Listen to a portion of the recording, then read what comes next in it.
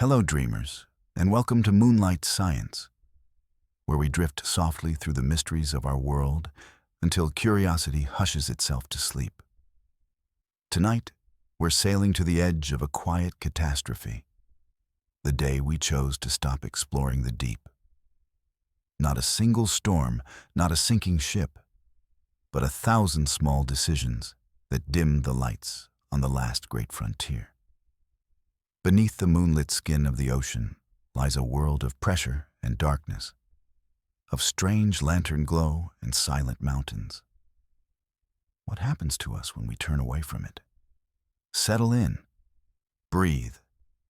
Let's listen for the heartbeat of the abyss. The ocean begins as a color, a serene, endless blue that seems to go on forever. But the deeper you go, the more that blue begins to surrender its warmth, fading through darker shades until it becomes something else entirely. The light bends, softens, and then breaks. It dissolves into ink. Down here, sunlight is not a constant. It is a rumor, a whisper that never quite reaches the seafloor. And yet, this is still our world. We often forget that we live not on a planet of land, but a planet of water, a sphere whose true face is hidden beneath a restless mirror. If we could see the Earth with honest eyes, stripped of continents and clouds, we would realize that most of it lies in darkness. The deep ocean is not a corner or a trench. It is the majority. More than half our planet's surface rests under miles of water so heavy it could crush steel, so cold it could still the heart of a machine. It is not barren, not empty, not silent, but it is utterly alien. We tend to speak of space as the final frontier, but the real frontier begins just beyond the reach of sunlight, only a few hundred meters below the waves. A world of night, stitched invisibly to the daylit realm above. Two planets sharing one skin. As we descend through that threshold, the twilight zone they call it, the rules begin to change. The last shafts of light dissolve into a gray shimmer that flickers and fades. Shapes lose their edges. Colors abandon the spectrum until only deep blues and muted silvers remain. Pressure mounts, squeezing every hollow, reminding you with quiet certainty that you do not belong here. The temperature falls until the water feels like a living chill, a soft and endless cold pressing close. Sound carries differently. Even your heartbeat feels slower, cautious, as though it too knows to tread lightly. And yet, life thrives. Lanternfish shimmer like tiny comets. Squids drift with transparent grace, their bodies pulsing in slow waves of light. There are creatures that make their own stars, tiny engineers of wonder, flickering to one another through the void. They are signals, warnings, invitations, maybe even songs. Down here, light is not something borrowed, it is something made. Every glow is an act of defiance, a declaration that life refuses to surrender, even when the sun has long since vanished. When we first explored these depths, we called them inhospitable. But perhaps it is we who are uninvited guests, fragile and breathless, clumsy in our machines. The deep is not waiting for us. It has its own rhythms, its own time. But exploration, the act of trying to understand it, became a mirror. In studying this vast night, we came to know our own light a little better. We discovered how curiosity works like buoyancy. It keeps us from sinking into indifference. And yet, somewhere along the way, that buoyancy began to fade. Our ships sailed less often. Research budgets shrank under the quiet weight of competing urgencies. Exploration became something to postpone, to revisit next year. The ocean's mysteries waited patiently, as they always have, while our attention drifted elsewhere, to orbit, to profit, to comfort. We built machines to measure, to model, to simulate. convincing ourselves that knowing from afar was close enough. But distance changes the heart of discovery. There's a difference between watching the dark and stepping into it. The ocean doesn't judge us for stepping back. It doesn't rage or weep or notice in human ways. It simply continues. Currents still spiral through unseen canyons, tectonic ridges still rise like slow thunder, and strange creatures still trace patterns of light through the ink. Our absence doesn't wound the deep. It only reflects something about us. When we stop exploring, it isn't the world that becomes smaller. It's us. Above, waves murmur against forgotten hulls and quiet docks. Below, a bloom of light flickers from the seafloor, a soft constellation of life persisting in pressure and cold. The deep does not need our eyes to exist, but it seems to wait, patiently, for us to remember. Because somewhere beneath the waves, in the long night below the world, our own reflection still shimmers, fragile, glowing, and unfinished.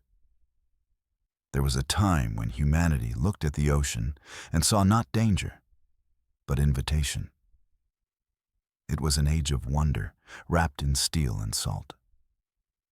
The first explorers who dared to sink beneath the waves did so with little more than courage, intuition, and an unshakable sense that the world was far larger than the maps claimed. They hung inside round metal spheres, no wider than a closet, tethered by cables that groaned with the weight of miles of water above them. Those bathyspheres, dangling in darkness, were our first fragile lanterns lowered into the unknown. Inside those spheres, it was quiet except for the creak of metal and the nervous rhythm of breathing. Through thick glass portholes, the ocean revealed itself one flicker at a time, phosphorescent dots drifting past, faint glimmers that might have been jellyfish or ghosts.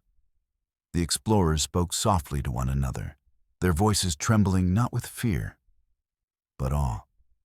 Each descent felt like a lullaby hummed against the vastness, a conversation between courage and curiosity.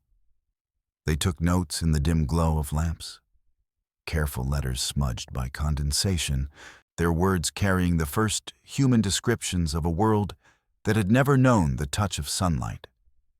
Then came the hum of sonar, the sound of technology learning to listen. In the decades that followed, ships began to sing to the sea, sending pulses of sound into the abyss and waiting for echoes to return. Those echoes painted unseen mountains, trenches, and valleys that stretched deeper than imagination. It was as if Earth had whispered back, revealing that the smooth blue of the surface was a lie, that beneath it lay a landscape as dramatic as any on land. The first sonar maps looked almost like dreamscapes, ripples of sound made visible, sketches of a hidden planet that had always been there. And then, as technology grew bolder, humans followed.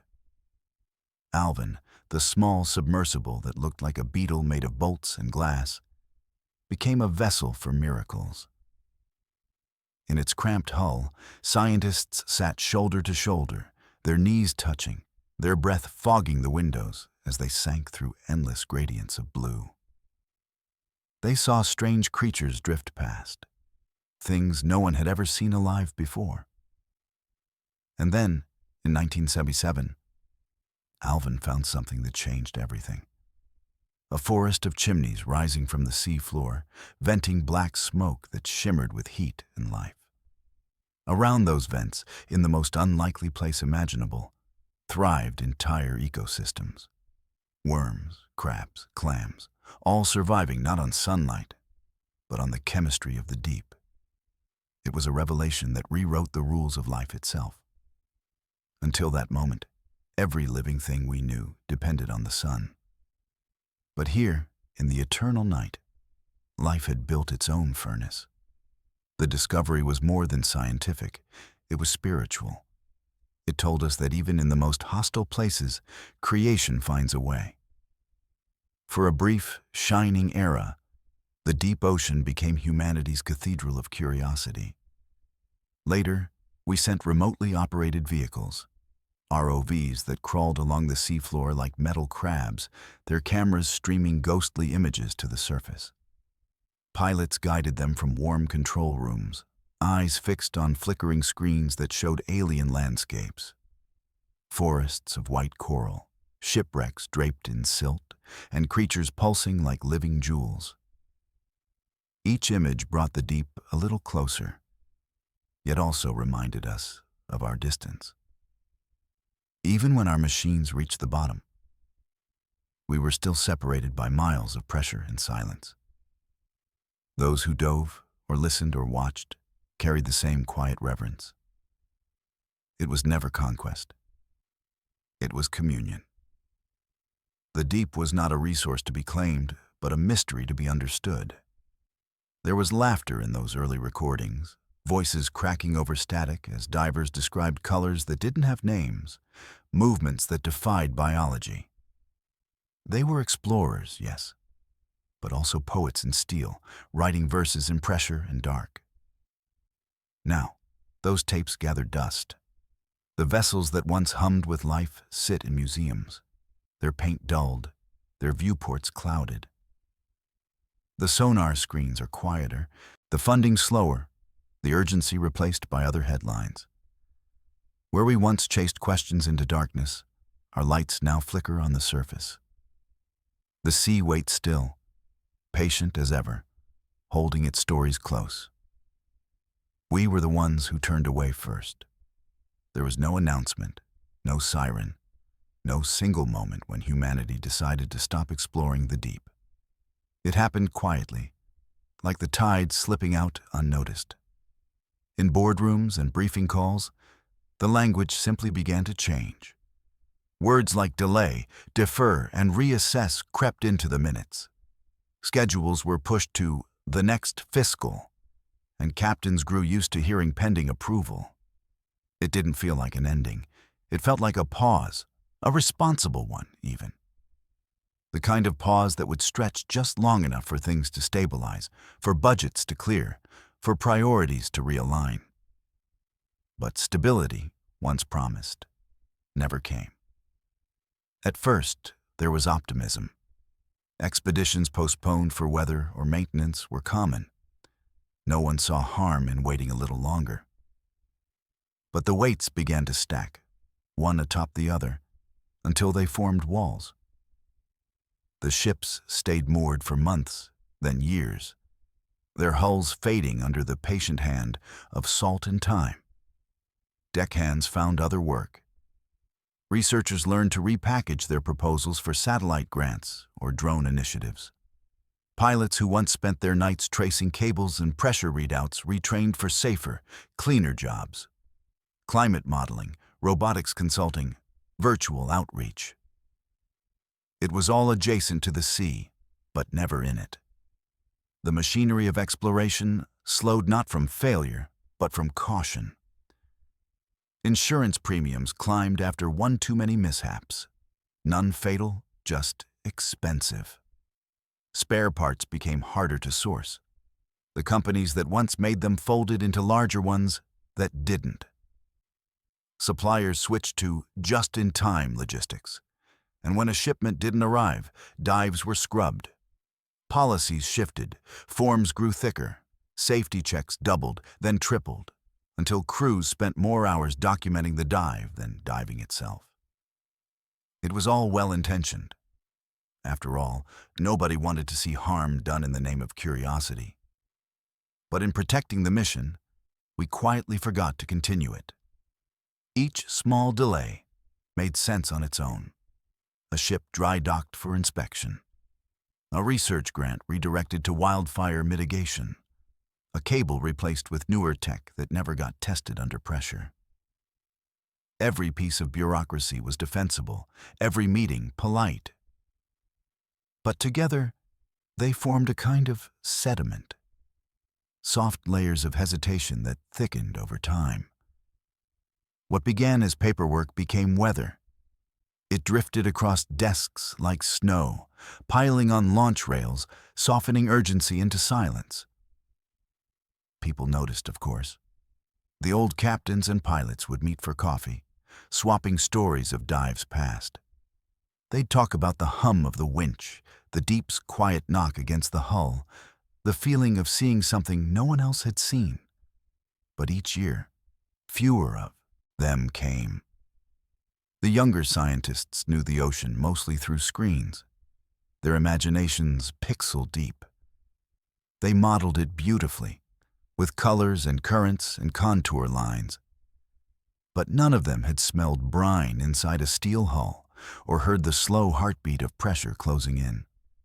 There were still attempts to restart, small bursts of momentum that flared and faded.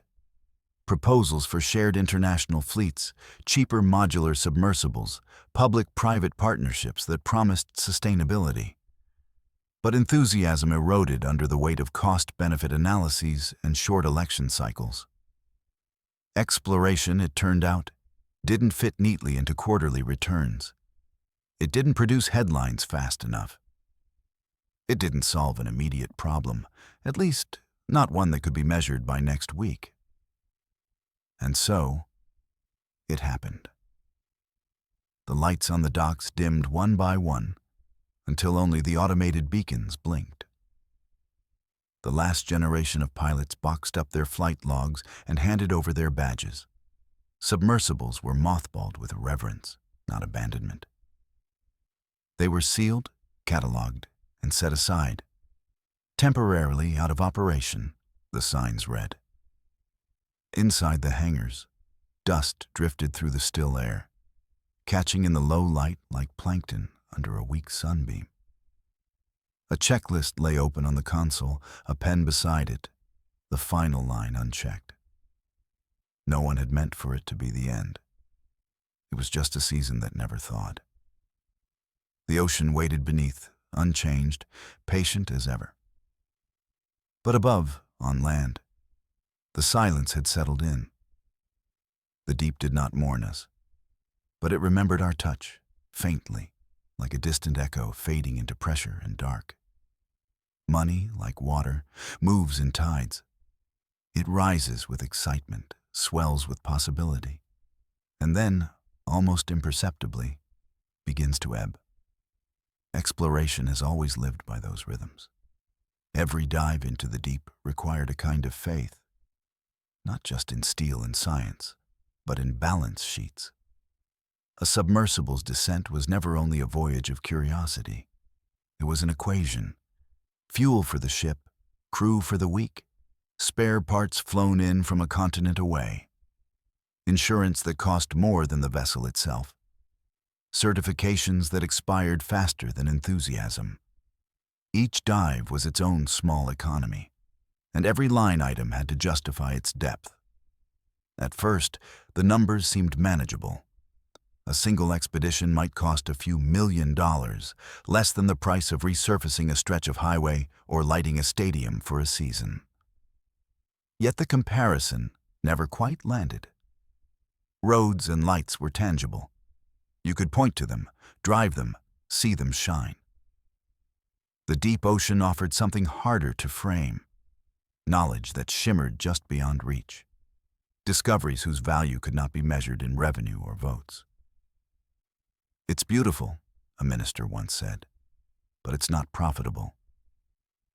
And so, year by year, the tide of funding began to turn. It was never dramatic, never cruel, just gradual. A decimal trimmed from the research line here, a program paused for review there. One ship rotated off charter, its lease allowed to lapse. A spare parts order delayed, then canceled when the model became obsolete. The maintenance crew shrank to half its size. None of it looked fatal, just prudent, responsible stewardship, as the reports called it. Budgets spoke in calm tones, even as their silence deepened. The money flowed elsewhere. Disaster relief, education reform, orbiting telescopes that promised clearer returns. Exploration of the deep, they said, could wait. Inside the institutions that once pulsed with preparation, you could feel the change in air pressure. Meetings grew shorter, less certain. The word expedition appeared less in memos, replaced by simulation, projection, virtual model. Computers, after all, were cheaper and safer than ships. "We'll model it instead," someone said in one of those meetings, a suggestion meant kindly, but it lingered like a chill. It wasn't wrong. The models were astonishingly detailed. Digital oceans teemed with virtual currents, simulated species, predictive chemistry. But no one could hear them. No machine could replicate the creak of pressure on a hull, or the silence that lives between sonar pings. The accountants did not mean harm. Their spreadsheets were honest. They showed exactly what things cost, but never what they were worth. They could quantify the price of fuel, but not the moment a new creature flickers into view. They could tally insurance premiums, but not the feeling of watching an unmapped ridge rise from the dark. Numbers, precise as they were, left out the heartbeat. And so the deep began to recede from human reach. Not because it was too far, but because it was too expensive to touch. On the last funded voyage, one of the older engineers stood on deck as the ship's lights dimmed. He said the sea looked the same as always, black, vast, unknowable. But something about it felt heavier, as if the water itself understood what was happening. The ship returned to port weeks later, its samples catalogued, its instruments boxed. The reports were filed, the data archived, and the accounts closed cleanly, neatly, permanently. Now, in the warehouses where the vessels rest, you can still smell salt in the air. Dust settles slowly over hatches and hulls, gathering like sediment. Somewhere deep inside one of those submersibles, a sensor line snapped years ago, never replaced. The checklist beside it still reads awaiting parts. The ocean waits too, patient as stone. It does not rise in anger or retreat in sorrow. It simply holds its stillness, while above it, the balance sheets whisper their gentle, endless no. Pressure is an honest language. It doesn't negotiate, doesn't forgive, doesn't care about deadlines or budgets. 14,000 feet below the surface, there is no margin for error, only math and courage. Every descent into the deep is an agreement signed between steel, physics, and faith. The hull must hold. The seals must close. The pilot must trust that everything unseen will behave as expected. In the early days, that tension was part of the wonder. Each dive was a quiet duel with nature, not to conquer it, but to prove coexistence was possible. Over time, though, the duel became less romantic and more procedural. A checklist of conditions to be satisfied before curiosity could begin. Safety became the rhythm that every voyage hummed to. The crews were not reckless dreamers. They were methodical, disciplined, tender in their precision. Before each dive, they would run fingers along the bolts, trace the welds, listen to the groan of the cable under tension. They trusted their instruments the way climbers trust ropes, by memory, by ritual. Risk was part of the work, but never the goal. Bravery, in their world, was quiet. It was paperwork done correctly. It was a gasket replaced twice just to be sure. It was a calm voice saying, "Pressure's steady," while hands trembled behind the console. Certification became its own form of reverence, a ladder built from caution and experience. Every valve, every tether, every breathing system carried a signature from someone who had promised the next person would return alive. Inspectors were not bureaucrats here. They were caretakers of possibility. Yet, outside the hangars and labs, the wider world heard only fragments of that story. When accidents did happen, and they were rare but never impossible, the headlines spoke of disaster, not devotion. A single implosion could drown years of steady, safe voyages. Public appetite for wonder contracts quickly when reminded of mortality. The ocean, already misunderstood, began to look dangerous again. Not beautiful, not inviting, but predatory. Each tragedy inflated the fear beyond its measure. The risks, once accepted as part of exploration, began to seem reckless through the lens of public narrative. Politicians spoke of responsibility. Committees called for reviews.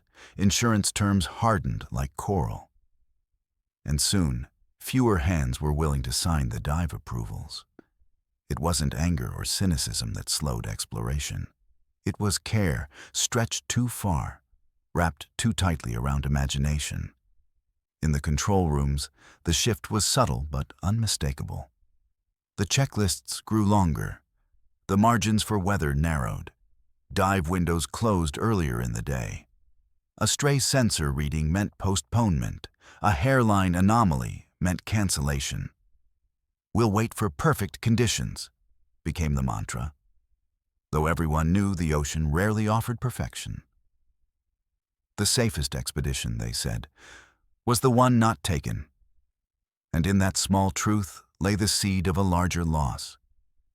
Those who had once lived for the descent began to feel it in their bones, the ache of stillness. They understood the necessity of caution, but they also felt the quiet cost. Exploration is not reckless by nature. It's an act of trust, and trust cannot thrive in fear. When risk became the only lens, curiosity began to dim. The deep was not getting more dangerous. We were getting more afraid of what could go wrong. One engineer, long retired, once described it like this: "We built walls around safety until there was no door left to leave through." The submersibles that once dove weakly now sat sealed, immaculate, ready but untouched. Their safety certifications were impeccable, their logs spotless, their missions none. In the hangar's half-light, dust floated in still air, the way plankton drifts in calm water. A diver ran his hand over viewport, leaving a print that would fade by morning. Outside, the sea waited, unchanged. Pressure, ever honest, would hold the same conversation with whoever dared to return. But for now, the dialogue was one-sided. The ocean still spoke in depth and silence, and we, safe, careful, waiting, had forgotten how to answer. From above, the ocean looks complete. Satellites trace its skin with unblinking precision, mapping temperature gradients, wave heights, and chlorophyll blooms. Algorithms turn these signals into pictures, swirling tapestries of color that seem almost alive. From orbit, the sea is painted in motion. Turquoise spirals, indigo gyres, ribbons of green that pulse with seasonal rhythm. It feels intimate, as though we finally see it whole. But these views are illusions of proximity. They show only the surface, the gleam of sunlight on water, not the pressure and pulse that move beneath. The ocean's true story, the one written in its depths, remains invisible. Autonomous vehicles glide through those unseen regions now. Sleek machines shaped like torpedoes, guided by pre-programmed routes and algorithms more patient than any human hand. They are marvels of design. They drift for months, collecting data, whispering their findings upward through satellites before slipping again into silence. From shore, scientists receive streams of numbers that shimmer across monitors like coded poetry. Salinity, temperature, dissolved oxygen, magnetic flux. Each dataset a verse of understanding, elegant and exact. And yet, in all their precision, something human has gone missing. Where there were once crews, grease-stained fingers tightening bolts in the cold wind, laughter echoing across the deck. There are now quiet labs with climate-controlled air and screens glowing blue. Where there was once the hum of engines and the clang of metal, there is the soft click of a keyboard. The new explorers do not get wet. Their vessels do not pitch or roll.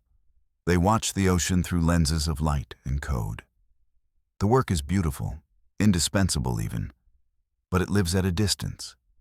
It is exploration translated into inference. Gravity maps have drawn mountains no eye has seen, their contours revealed by the way seawater bulges and dips above unseen ridges. Satellites can sense those ripples and translate them into landscapes. Ghostly outlines of ranges as grand as the Himalayas, all resting beneath miles of water. Currents are inferred from color fields and temperature contrasts, stitched into animations that move like dreams. AI fills the gaps, smoothing the rough edges, predicting what must be there. The models are eloquent, almost too eloquent. They offer confidence, even where knowledge thins to guesswork. When budgets tighten, that eloquence becomes a bomb. Why send a ship for 6 weeks at sea when a model can offer answers in an afternoon? Why risk cables snapping, engines stalling, or storms rising when data can be conjured safely from the shore? The logic is clean. The savings, measurable. But beneath that efficiency lies a subtle erosion. Without ground truth, the wet, imperfect humankind, models begin to drift. They learn from themselves, circling back through their own predictions until uncertainty turns invisible. The ocean does not change because we stopped measuring it, but our understanding quietly warps, pixel by pixel. Those who once worked the decks know this difference by smell and sound. They remember how the air tastes before a storm, how the steel hums under load, how data feels when it is touched, when it carries the salt and oil of the real. Some truths cannot be modeled. They must be met. There are answers that live only where wrenches turn at midnight, where pressure hisses through a valve, where eyes adjust to blue darkness and find light in the living forms below. And so the forecasts come, elegant and certain, their color-coded confidence spreading across global screens. Yet, sometimes they diverge from reality by degrees so small they are easy to miss, until the storm forms differently than predicted, curling in the dark like a fist unseen. Waves rise where no warning was sent. Currents shift without record, and the ocean reminds us quietly that maps are not memory, and models are not truth. Somewhere offshore, under the rolling clouds, the sea swells and breaks, its secrets unmeasured, because the ship stayed home. In the dark below, life has never needed us to see it. It glows, it hunts, it dreams in silence.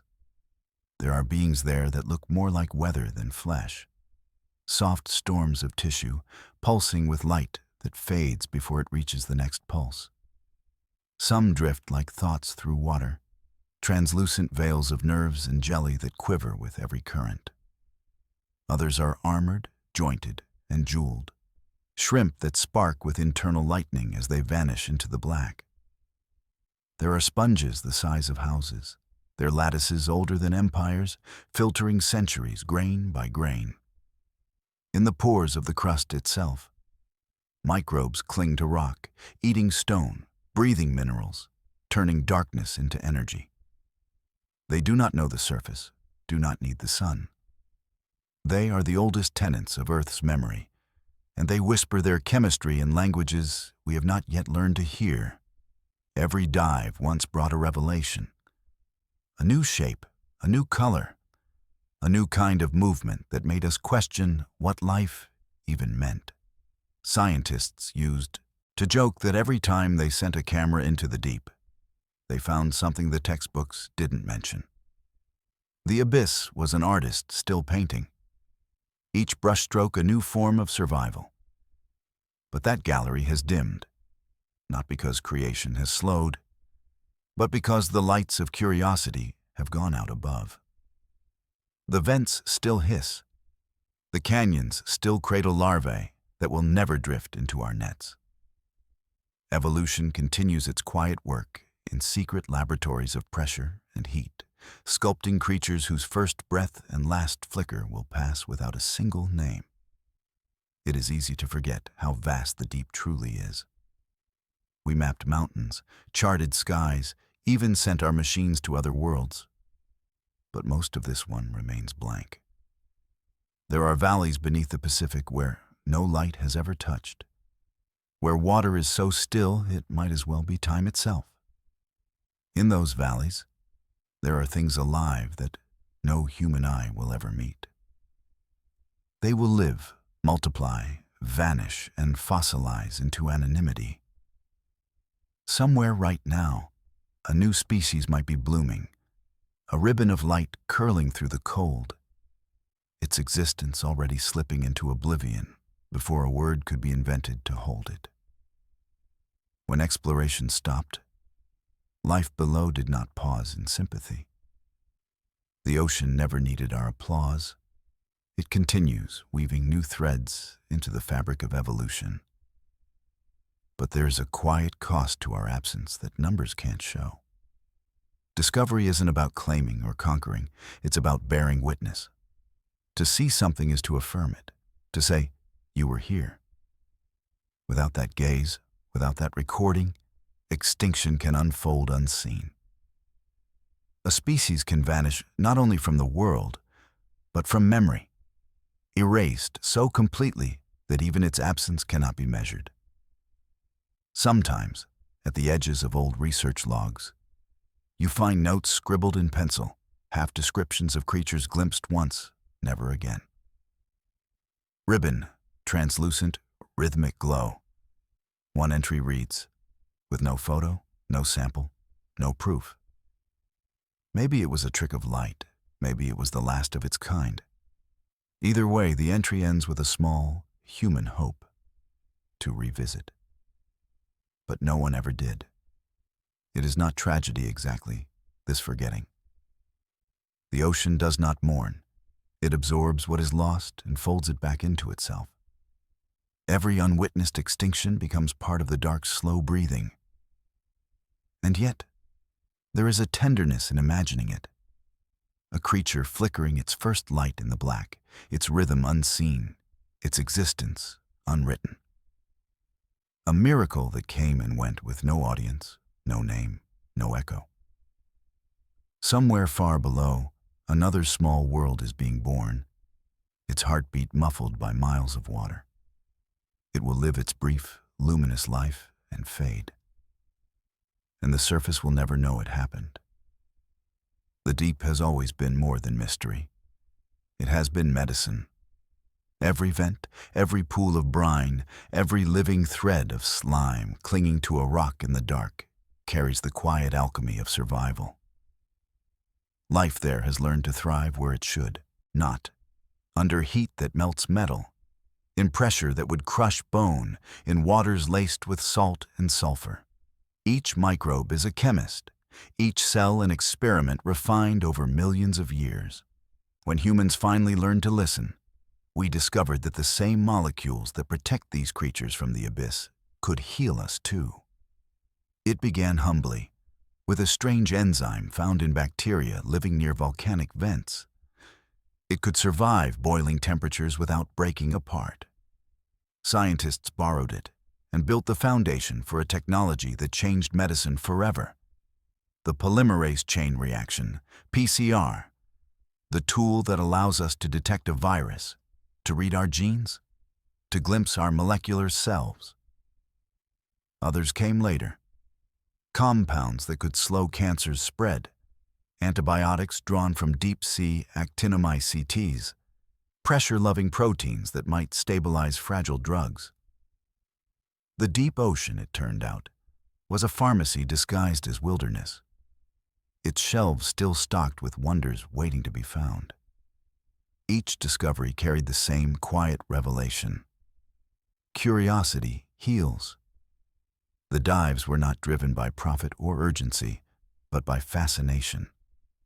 By people who simply wanted to know what lived in the dark. The rewards came later, after long nights in labs, after countless samples cultured and catalogued. For every miracle molecule, there were thousands of dead ends.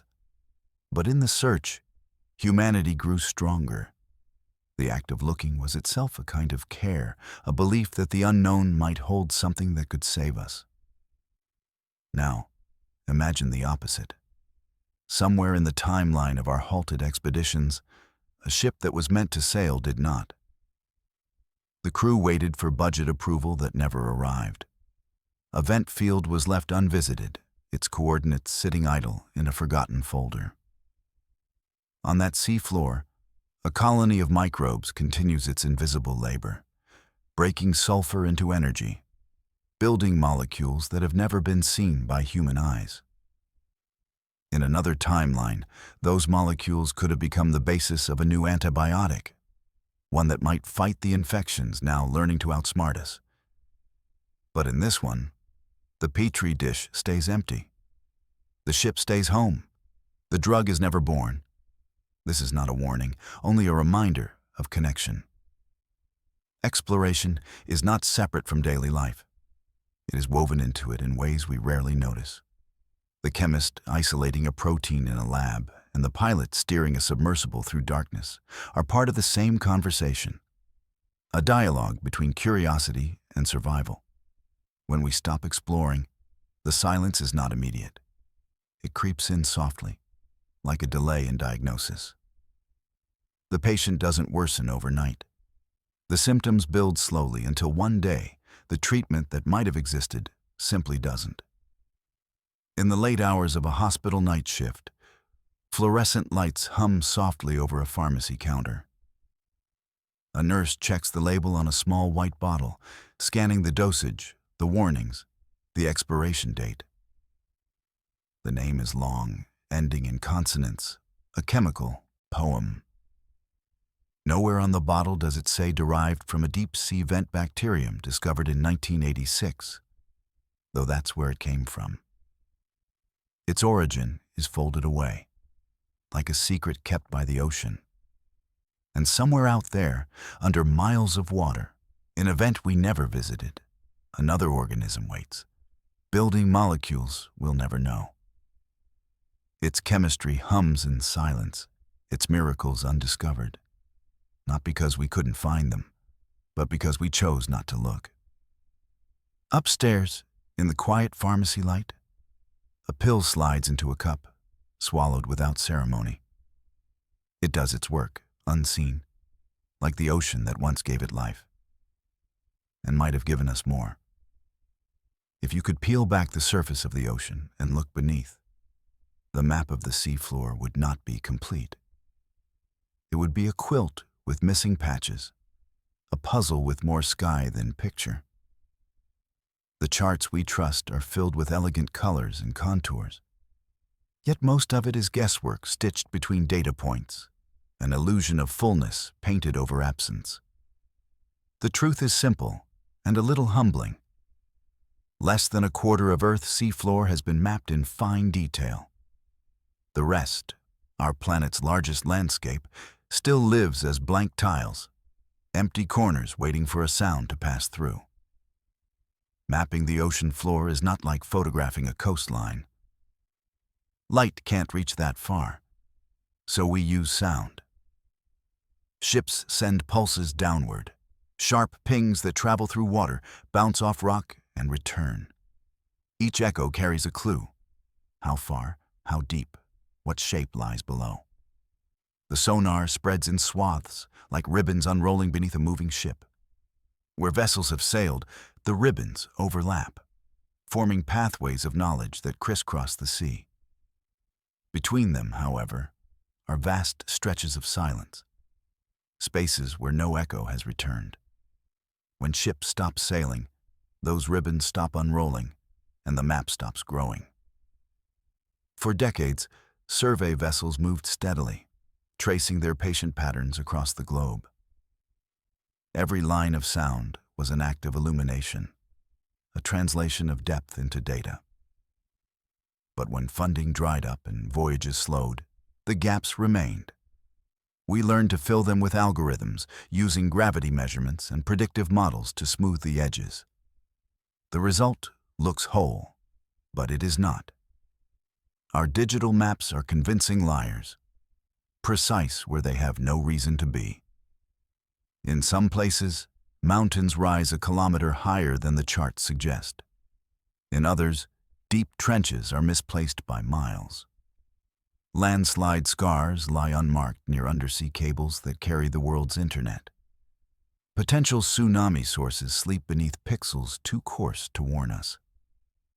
These are not omens of doom, just reminders that the unknown still surrounds us, even in an age of satellites and certainty. When the maps fall silent, surprises take their place. Imagine future mariners navigating by these half-formed maps. Beautiful, intricate, but wrong in the ways that matter most. A research sub might descend expecting smooth plains and find itself above a jagged ridge. A mining robot might drill into a slope ready to give way. A cable ship could anchor over a hidden fault. In every case, the ocean's indifference will remain absolute. But the consequences for those above it will not. The sea does not change its shape to match our charts. It waits, patient, until we meet it again on its terms. Long ago, explorers drew maps on paper, leaving margins for the unknown. In those empty spaces, they wrote, "Here be dragons," not as superstition, but as honesty. They knew there was more to find. Now our digital atlases fill the screen edge to edge. No dragons, no gaps, no humility. Yet behind those perfect colors lie enormous blind spots, each labeled quietly in code. Resolution pending. The maps look complete, but the world beneath them remains unsounded. When ships stopped venturing out, the ocean didn't close its doors. It stayed vast and unmeasured, its valleys deepening, its mountains shifting grain by grain. We were the ones who stopped tracing, the cartographers who put down their pencils and walked away from the table. In archives, old charts still smell faintly of salt, their margins worn soft by human hands. Someone once penciled in a seamount that turned out to be real. Someone else erased a ghost mountain that wasn't. That was the rhythm of knowing. Draw, test, revise. Now the revisions come more slowly. The last swaths unrolled years ago, the ribbons cut short by accounting lines. Satellites glide above, painting guesses across oceans, and the old paper maps fade to yellow. The empty corners remain, quiet as unspoken words. If you listen closely, you can almost hear the sound of the eraser, the soft hush of opportunity rubbed thin, until nothing is left but blank blue space and the memory of what might have been discovered there. Beneath every word we speak lies a thread of glass no thicker than a strand of hair, stretched across the ocean floor like a web holding the modern world together. Our voices, our messages, our pictures and promises travel through those silent fibers, pulsing with light that never reaches the surface. They cross trenches deeper than mountains are tall, glide through canyons of mud and rock, and hum softly through cold silt where sunlight has never lived. The sea carries our conversations as it once carried ships, quietly, invisibly, with no trace left behind except a faint vibration in the dark. When you send a message, you do not think of the journey it takes. You see only the small blue bubble on a screen, the spinning wheel that means connection. But your words are not floating in clouds or radio waves. They are sprinting beneath storms, darting past undercurrents and fault lines, racing through cables laid by ships decades ago. Somewhere under miles of black water, an "I love you," a contract, a headline, a heartbeat on a video call. all shimmer inside a glass thread thinner than your eyelash. Those threads form the true veins of civilization running through the abyss. Keeping them alive requires watchfulness. The ocean is restless, and its floor is not still. Landslides collapse slopes that were once stable. Volcanic ridges breathe heat and ash. Anchors drag, trawlers scrape, and tremors rattle the deep foundations. When we explored regularly, we watched those dangers unfold in real time. Survey ships checked routes, adjusted paths, repaired sections before they failed. Engineers studied fault zones where fiber crossed the edge of tectonic plates. They caught small cracks before they grew large enough to silence continents. Exploration was not just curiosity, it was vigilance. Now that watchfulness has thinned. With fewer expeditions, fewer eyes beneath the waves, the cables have become ghosts in our imagination. Out of sight, presumed eternal. When a line snaps, the repair crews launch late because no one knew where it happened. When sediment shifts, the warning comes not from instruments, but from silence. An outage ripples through cities, and for a few hours, the world feels smaller, cut off. People curse at loading screens and blinking routers. Somewhere offshore, in a place no light has touched, a strand of glass lies broken, ends frayed and cold. A single message can travel 10,000 kilometers in less than a second, but it takes weeks to find where it was stopped. During that silence, the deep keeps its secrets. Imagine for a moment one of those messages. A simple one, maybe a text that says, "I'm almost there." It leaves a phone, crosses a room, then leaps into a maze of fiber. It dives under the Atlantic, slipping past ridges and plains, past sleeping creatures and slow-falling snow of dust and plankton. And then, somewhere in the abyssal night, it stumbles. The light flickers, hits a broken repeater, and stops. The message waits there, its tiny pulse trapped inside the glass. On the surface, someone frowns at a spinning wheel. They refresh. They try again.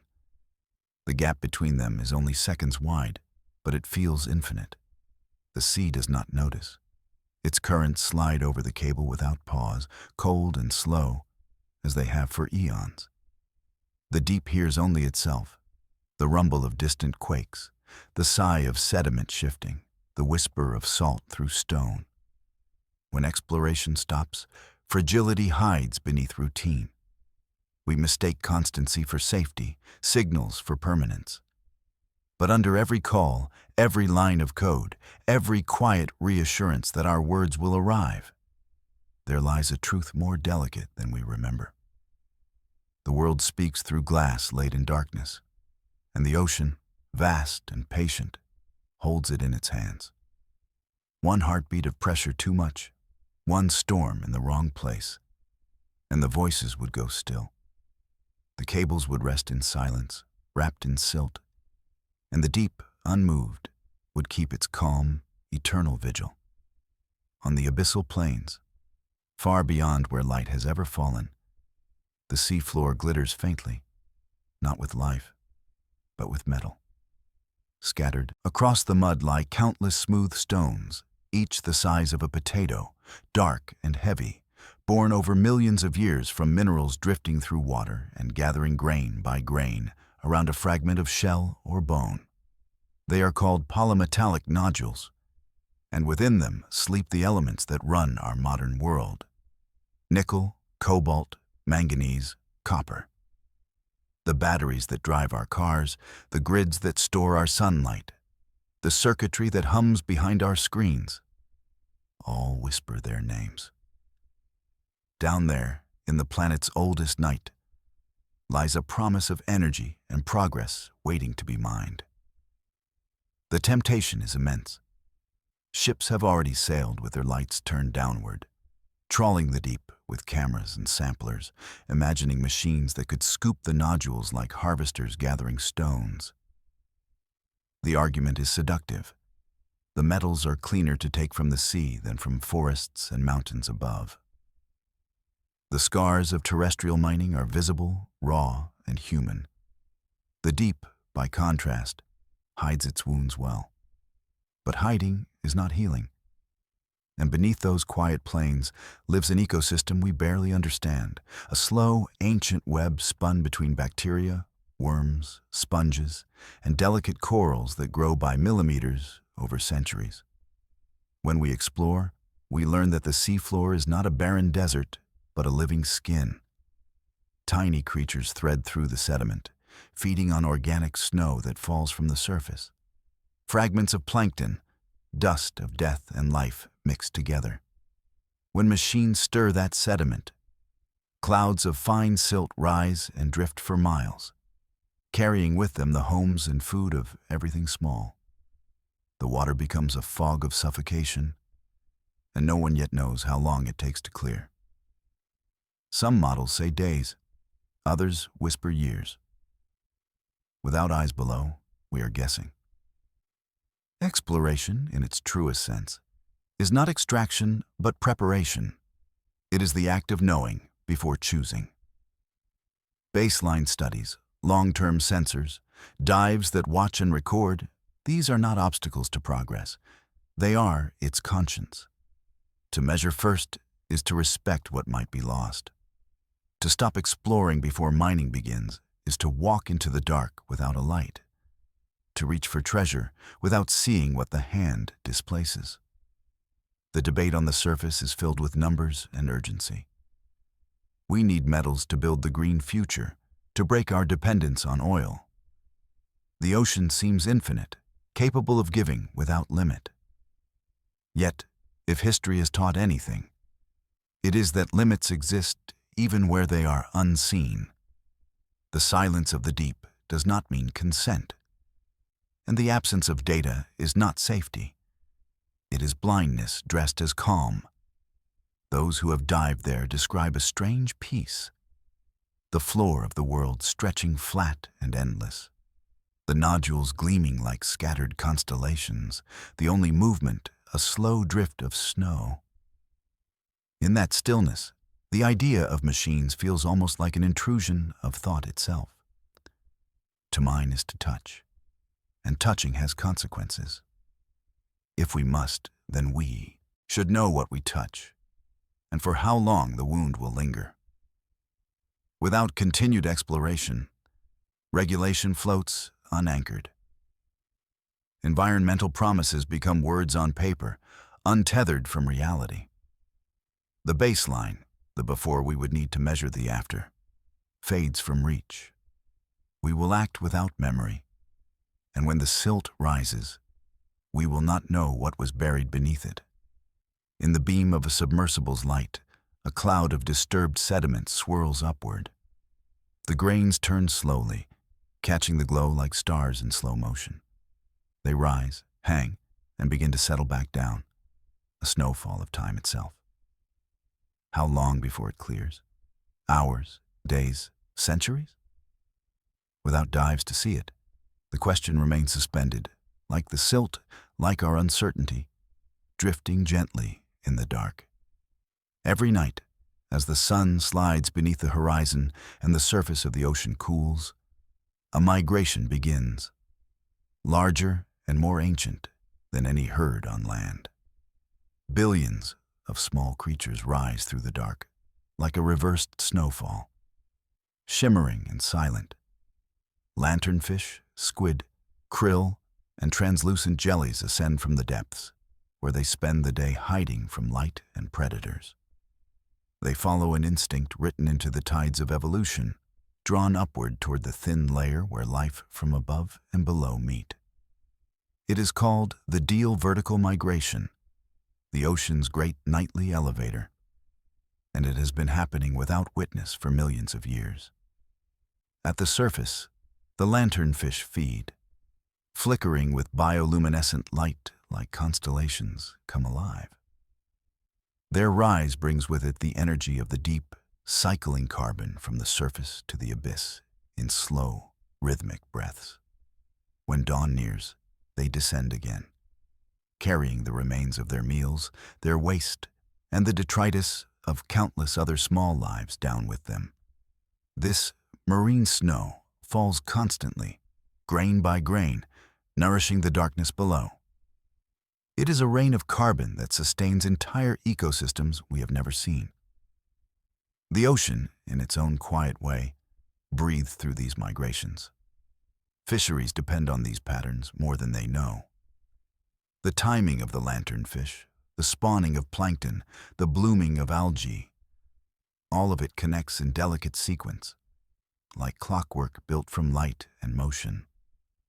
When we used to explore regularly, we watched those rhythms, took measurements, updated our understanding. Research ships deployed nets into the night, pulling them up heavy with life. Beads of plankton clinging to the mesh, glowing faintly under headlamps. Scientists leaned over buckets, counting, measuring, writing notes in damp journals, the air thick with salt and quiet awe. Those tiny lives told stories about currents, temperatures, and the invisible links that held fisheries and food webs together. But as exploration waned, so did that watchfulness. The stations once anchored in the open sea were decommissioned. The sensors went dark. The ships retired. Without new data, the models that guide global fisheries began to run on echoes. Old numbers stretched thin over changing realities. Seasons shifted imperceptibly at first. Spawning grounds moved north. Migrations began earlier or ended late. Quotas set on yesterday's truths no longer matched tomorrow's seas. No alarms rang, no disaster struck overnight, just slow drift. The harm was quiet, but steady. Like erosion you only notice once the shore is gone. In coastal towns built on fishing, you can feel the difference in the air. The docks that once hummed through the night now wait longer between returns. The catches are smaller, the species fewer. The fishermen blame regulations, the scientists blame uncertainty. And the ocean, indifferent, continues its invisible migration. In the absence of fresh exploration, we lose more than knowledge. We lose timing. Stewardship without observation is like navigation without stars. You can still sail, but you no longer know where you are. A decade after one of the last plankton surveys, a storm rolls across an empty stretch of ocean where a station once stood. The moorings are gone. Only the ghosts of coordinates remain in databases that no one updates. The creatures below still rise and fall with the moon, but no human hand records their passing. A few degrees of temperature, a change in acidity, a shift in current, all slip past unmeasured. The night elevator continues to rise, faithfully, pointlessly, unseen. On shore, a harbor light flickers and goes out. The town sleeps, unaware that a line of data that once linked their livelihood to the deep has gone dark forever. The sea, full of its own quiet purpose, keeps moving in cycles we no longer track. Somewhere out there, a net lies coiled in an abandoned crate, its knots stiff with salt. Once it held the glowing heartbeats of plankton lifted into starlight. Now it waits, forgotten, while the ocean's great rhythm plays on, steady, perfect, and unheard. The ocean is the planet's memory, storing its heat, its breath, its restlessness. Every gust of wind, every drought, every storm has an echo somewhere deep below, folded into the slow-moving water that circles the globe like a hidden bloodstream. Down there, in the cold and the dark, the ocean exhales and inhales on timescales far longer than our own. Currents the size of continents drift through the abyss, carrying warmth from the tropics to the poles, and returning cold water heavy with carbon back to the light. It is a planetary rhythm, the deep overturning, a pulse so steady it feels eternal until we stop measuring it. For decades, we followed those currents with instruments as patient as the sea itself. We lowered sensors that could endure crushing pressure, sent floats that drifted for years before surfacing to whisper their data skyward. They told us stories invisible to satellites, of deep layers warming by fractions of a degree, of oxygen thinned in expanding dead zones, of methane seeping from buried hydrates as temperatures crept upward. These were not the sudden shocks of weather, but the quiet tilts of climate, the kind that rewrite the planet's balance sheet while no one is watching.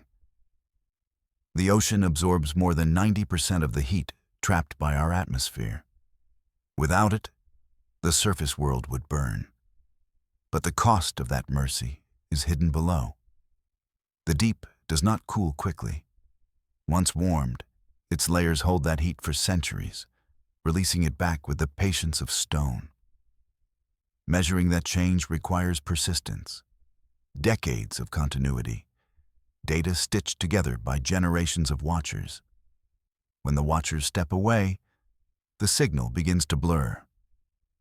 On the surface, our instruments have never been more sophisticated. Satellites map sea level rise to the millimeter, track storms in real time, and follow currents with mathematical grace. We are weather-wise, alert to every gust. Yet the satellites see only skin, the thin, sunlit film of a body whose heart beats in darkness. When budgets tighten, when expeditions pause, it is the deep sensors that vanish first. They are expensive, fragile, easily lost. We tell ourselves the models can infer what we no longer measure.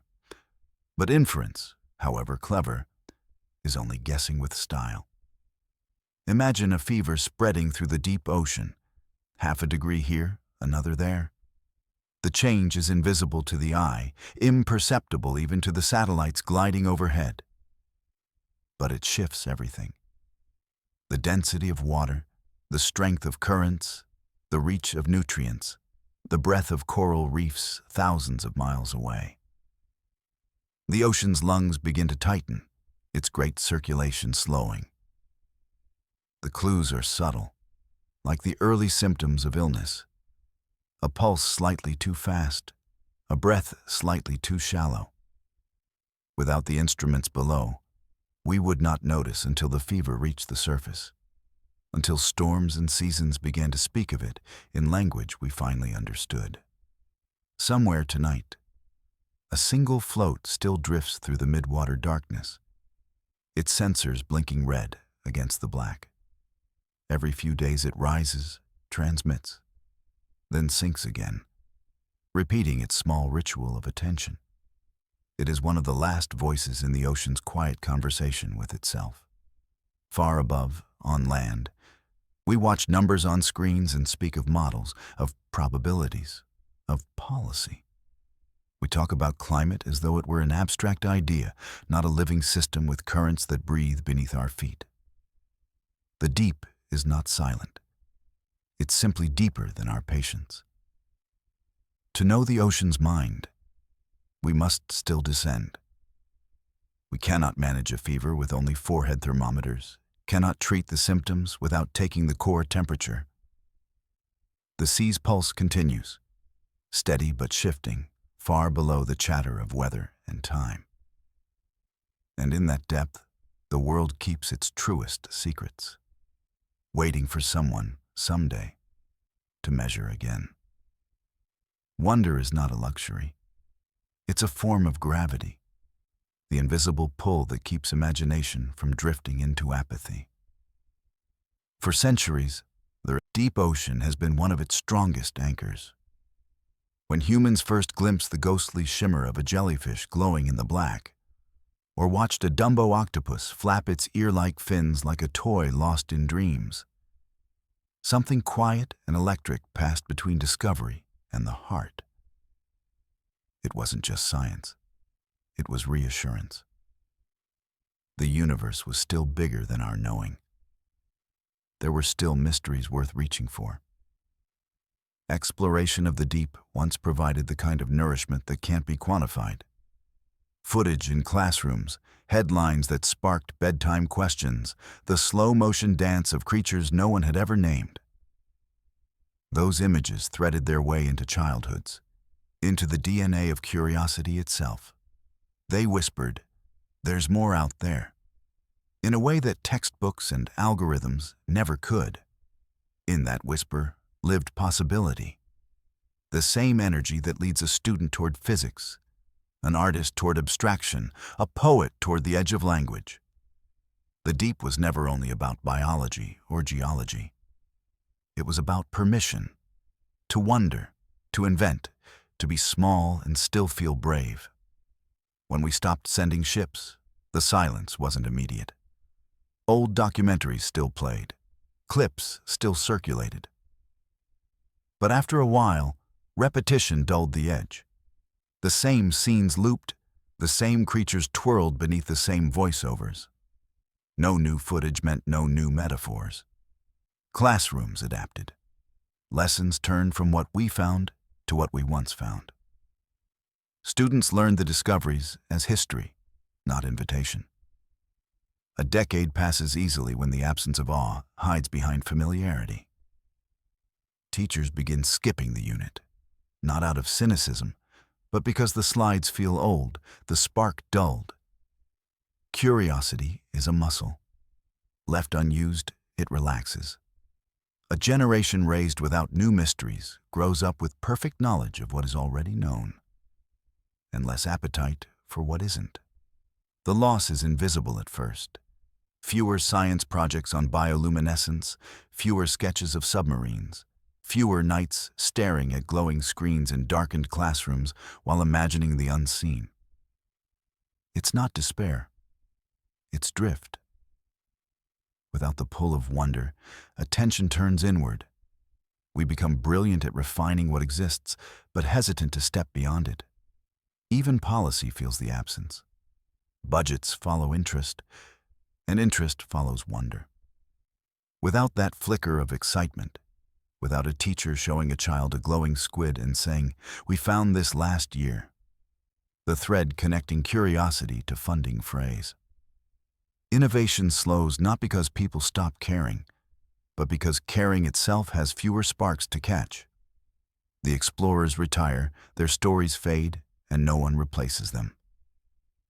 The machinery of awe falls quiet, and few notice until it's gone. Yet wonder, like light, can be rekindled. All it takes is one descent, one new image beamed from the dark, a creature twisting in colors no one has named, or a landscape of vents that looks like another planet. That's the power exploration holds. It reminds us we haven't reached the edge of knowing. It tells us that imagination still has work to do. In the quiet of a library at night, shelves stand tall and orderly, heavy with stories of sky and forest, of atom and star. But there is a small gap where one volume used to rest, the one titled The Deep. The others remain proud, unbothered, their spines gleaming under the lamplight. Yet the space between them is noticeable, a sliver of absence that hums softly.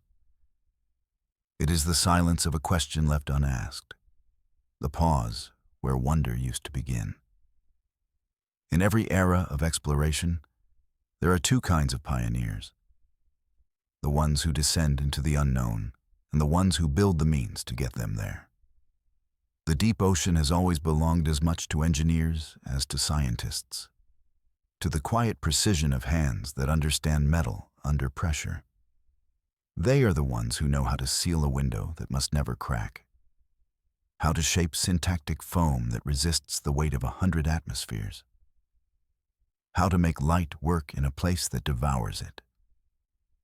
Their world smells of lubricant and ozone, hums with soldering irons, and rings with the clink of wrenches against titanium. They are makers of trust in a medium that forgives nothing. When exploration thrived, these engineers lived on the boundary between imagination and endurance. Every mission was a puzzle waiting to be solved. A thruster redesigned to handle silt. A camera recalibrated for eternal night. a sensor rebuilt after a storm's near loss. The test tanks echoed with laughter and tension. Coffee cups balanced beside laptops, and the rhythmic sound of lathes spinning precision into existence. To build for the deep was to think like the ocean itself. Patient, methodical, exacting. The reward wasn't glamour. It was the quiet satisfaction of knowing that a dive succeeded because a gasket held, because a circuit stayed dry, because a machine did what no human body could. But exploration slowed, and with it, the pulse of that ecosystem. At first, the changes were small. A postponed contract, a canceled cruise, a few fewer parts ordered. Then the patterns deepened. Funding cycles stretched longer, proposals went unanswered, and deadlines that once filled calendars turned into blank weeks. The brightest students, watching from the edges, began to look elsewhere. Space had flashier missions, technology firms promised quicker rewards, and the ocean, steady, slow, and underfunded, fell silent in recruitment halls. It's easy to celebrate adaptability, to say that those minds found other callings. They built satellites, refined code, shaped economies. Their talent didn't vanish. It migrated. But with each departure, something intangible drained from the deep sea community. The shared language of depth faded.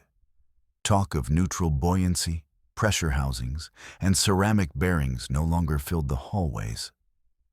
The subtle art of balancing a submersible's trim, of tuning its ballast so it hovers, weightless in water, began to fade into specialty archives and half-remembered mentorships. Skills that once flowed from senior hands to apprentices found no audience. The loss was not failure, it was entropy. Like coral deprived of fresh water, the system simply bleached. Laboratories that once buzzed with mechanical whirring grew still. Tool benches gathered dust. The rhythmic chatter of radios during pool tests was replaced by the soft tick of wall clocks, marking time no longer spent at sea. Engineers who had once tuned pressure vessels to perfection found themselves in new offices, designing drones for logistics, algorithms for advertising, or smart devices for comfort. The work was rewarding, even necessary, but it lacked that particular gravity of the abyss. The sense that every design decision mattered because somewhere below, lives and knowledge depended on it. One afternoon, long after the last dive of a research submersible had been logged, a technician stands in the empty testing bay. The tank water lies still, its surface reflecting the fluorescent lights above like an artificial sky. The lathe spindle has cooled. The metal smells faintly of memory. The technician slides his hands into his pockets and listens. The silence isn't sad. It's vast, the kind that carries echoes. Somewhere beneath that still water, he imagines the submersibles that once hummed to life, the sensors that once blinked awake, the dreams that once rose like bubbles toward the surface. For a moment, the room feels like the deep itself, quiet, patient, waiting for the next signal that might never come. Law, like science, needs witnesses. It depends on eyes that can see and voices that can attest to what has truly happened. In the world above, those eyes sit in courtrooms and conference rooms, where treaties are debated and policies refined. But beneath the surface, the deep ocean is another kind of courtroom, vast, cold, and impartial as basalt. There, evidence doesn't come in words or affidavits. It comes in sonar maps, ROV footage, sediment samples, and time-stamped coordinates. Without them, even the best intentions dissolve into argument and uncertainty. Once, when exploration was steady, our cameras served as truth's anchor. An ROV descending along a trench wall could document a fishing vessel's abandoned net or the scar of a dredge that had strayed beyond its license. Those images spoke louder than accusations. They guided courts and councils not as weapons, but as clarifiers. Scientists and lawyers sat together, watching flickering footage of fragile corals or disturbed sea floors, and agreed, this is real.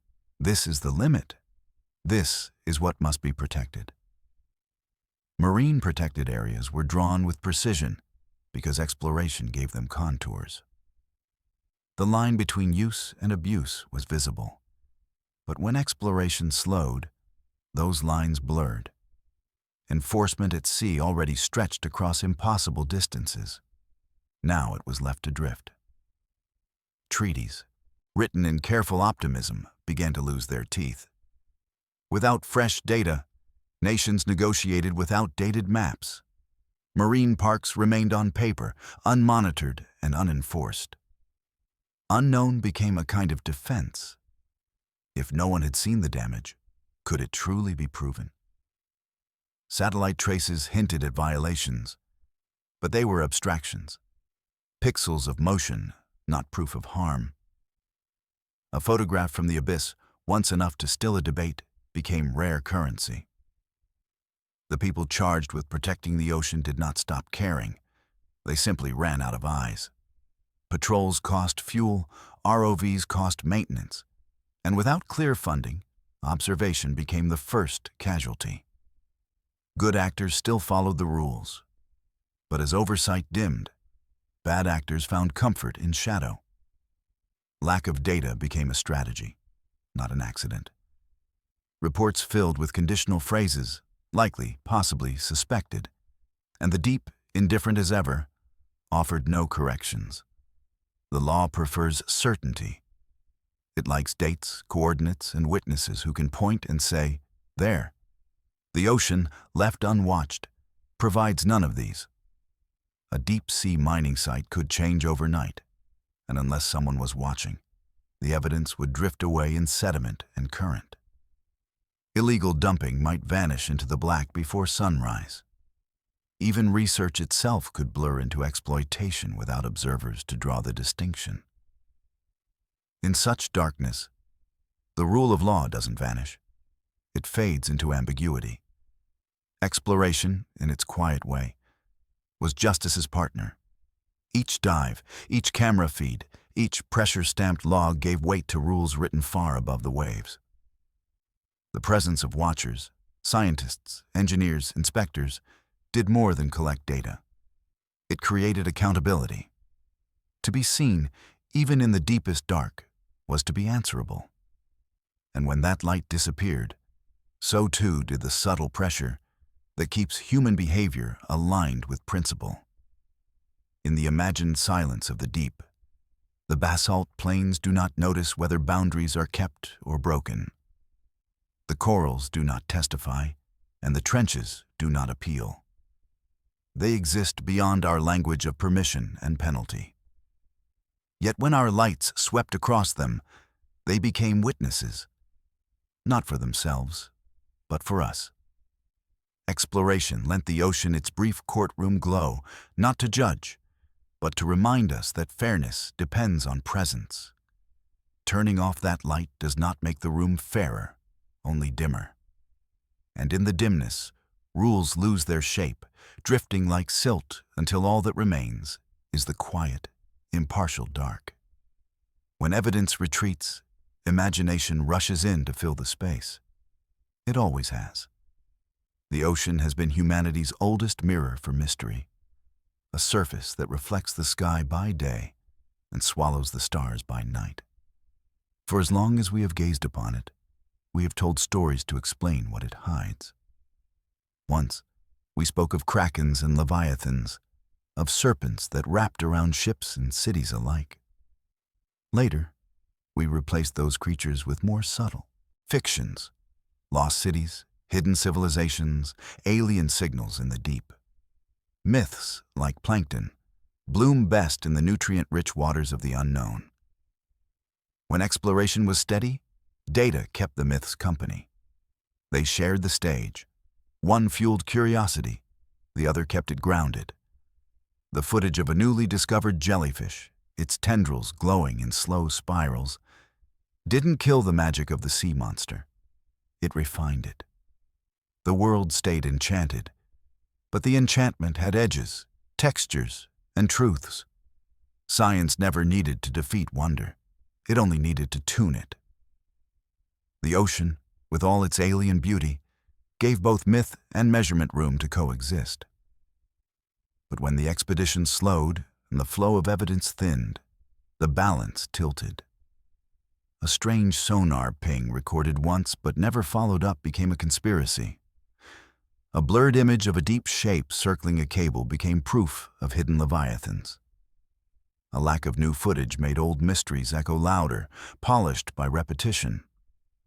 Online, speculation outpaced data, fed by algorithms that rewarded intrigue over inquiry.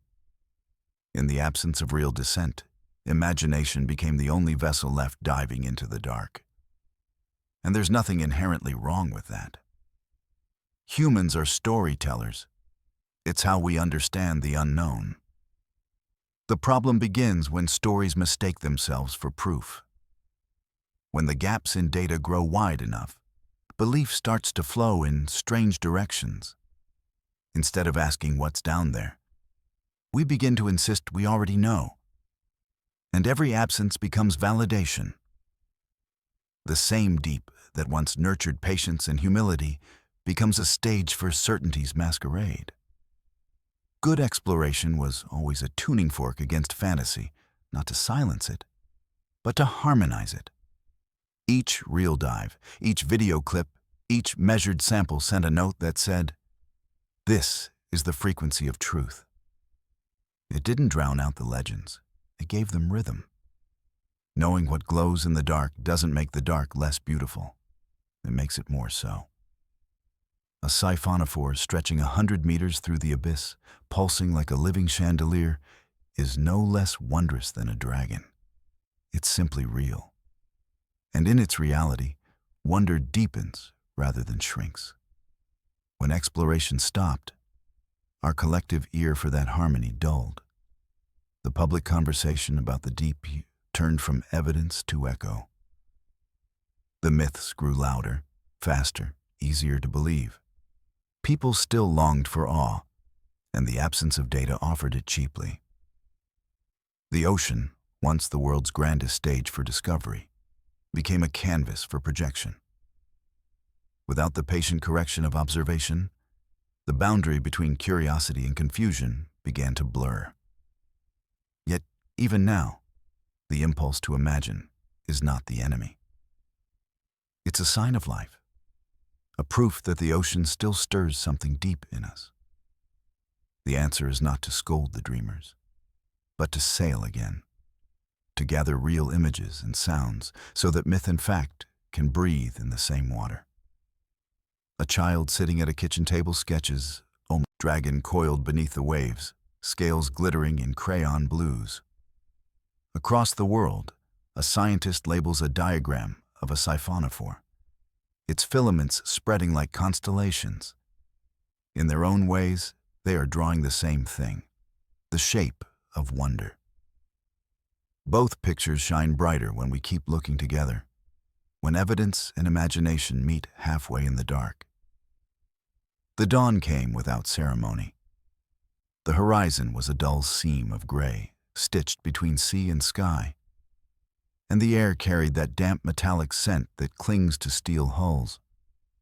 On the deck, a coffee mug rattled with each low roll of the ship, half full and already cooling.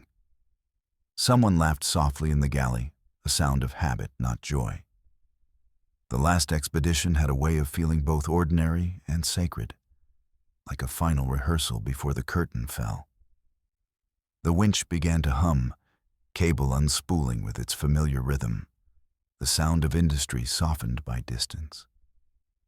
The submersible sat waiting, its white hull mottled with scars from years of descent. A pilot in a faded jumpsuit ran her hand along its curved side, checking seals with the tenderness of someone who knows what failure costs. She'd made this motion hundreds of times. But this morning she lingered, fingertips tracing the cold metal like it might remember her touch. Crew members moved around her with quiet precision, tightening clamps, checking gauges, wiping condensation from the viewport. They all knew the motions by heart. They all knew this was the last time they'd do them together. When the dive began, the ship tilted slightly under the crane's slow swing. The sea accepted the submersible with a sound like an exhale. From the surface, the descent looked unremarkable. A white bubble shrinking into a circle, then a dot, then nothing at all. But inside, the world was changing color by degrees. Blue deepened to indigo, then to a violet so dark it seemed to swallow its own light. The pilot adjusted the trim, her voice calm over the radio. Depth 100 meters, 200, 5. Outside, small silver shapes flickered and vanished. At 1,000 meters, the last touch of sunlight faded, and the realm of bioluminescence began. Comb jellies drifted past, their glassy bodies combing ribbons of prism light, each flash a wordless greeting. The submersible's beams caught a slow rain of marine snow, bits of life and memory descending from above. It looked almost peaceful, like snowfall in another gravity. The pilot steadied her breath. Ahead, the sensors picked up faint heat signals, a vent field. When they reached it, the scene bloomed like a dream. Towers of mineral chimneys exhaled shimmering plumes. Shrimp clustered near the vents, their bodies glowing faintly red in the sub's lights. Tube worms swayed, their plumes opening and closing like petals in slow motion. The pilot whispered something to herself, part prayer, part farewell, and maneuvered the manipulator arm. The claw closed gently around a sample of basalt crust, black and glistening. A small act, one she'd done 100 times before, yet it felt different now. Reverent, as if the ocean were aware this was the final witness. The ascent was quiet. The hum of hydraulics, the occasional creak of pressure easing, and the slow return of color. Blue, then silver, then daylight. When the sub broke the surface, a single gull wheeled overhead and cried once, sharp against the wind. The crane lifted the vessel back onto deck, dripping seawater that steamed in the sun. Crew members moved quickly, practiced and efficient, but the silence between their words felt heavy. Inside the control room, paperwork waited. Forms to sign, data to archive, inventories to finalize. Someone joked about bureaucracy being the ocean's final layer. The laughter was soft, tired. A technician set down her notebook, salt damp at the edges, the ink blurred where her wrist had rested. She closed it carefully, as if afraid to wake it. From the bridge, the captain watched the horizon flatten into evening. The ship's engines idled low, uncertain whether to stay or go. Below deck, the last dive's data blinked across monitors. Numbers, charts, light curves. Proof that something had happened, that someone had been there to see. It read like an ending. But in the quiet hum of the vessel, it felt more like a beginning misplaced, waiting for a future that might never come. The sea, unbothered, stretched endless and patient, as if it had seen 1,000 last dives before. The ocean's memory doesn't only live in water. It hums softly in the places where we've tried to hold on to what we've seen. Drives, tapes, jars, and slides. These are the quiet archives of exploration, the repositories where wonder becomes record. There are no waves here, no storms, no gleaming discoveries broadcast to the world. Just shelves, humming freezers, flickering monitors, and the soft rustle of gloves handling fragile labels. It is a different kind of courage, the courage to preserve rather than to pursue.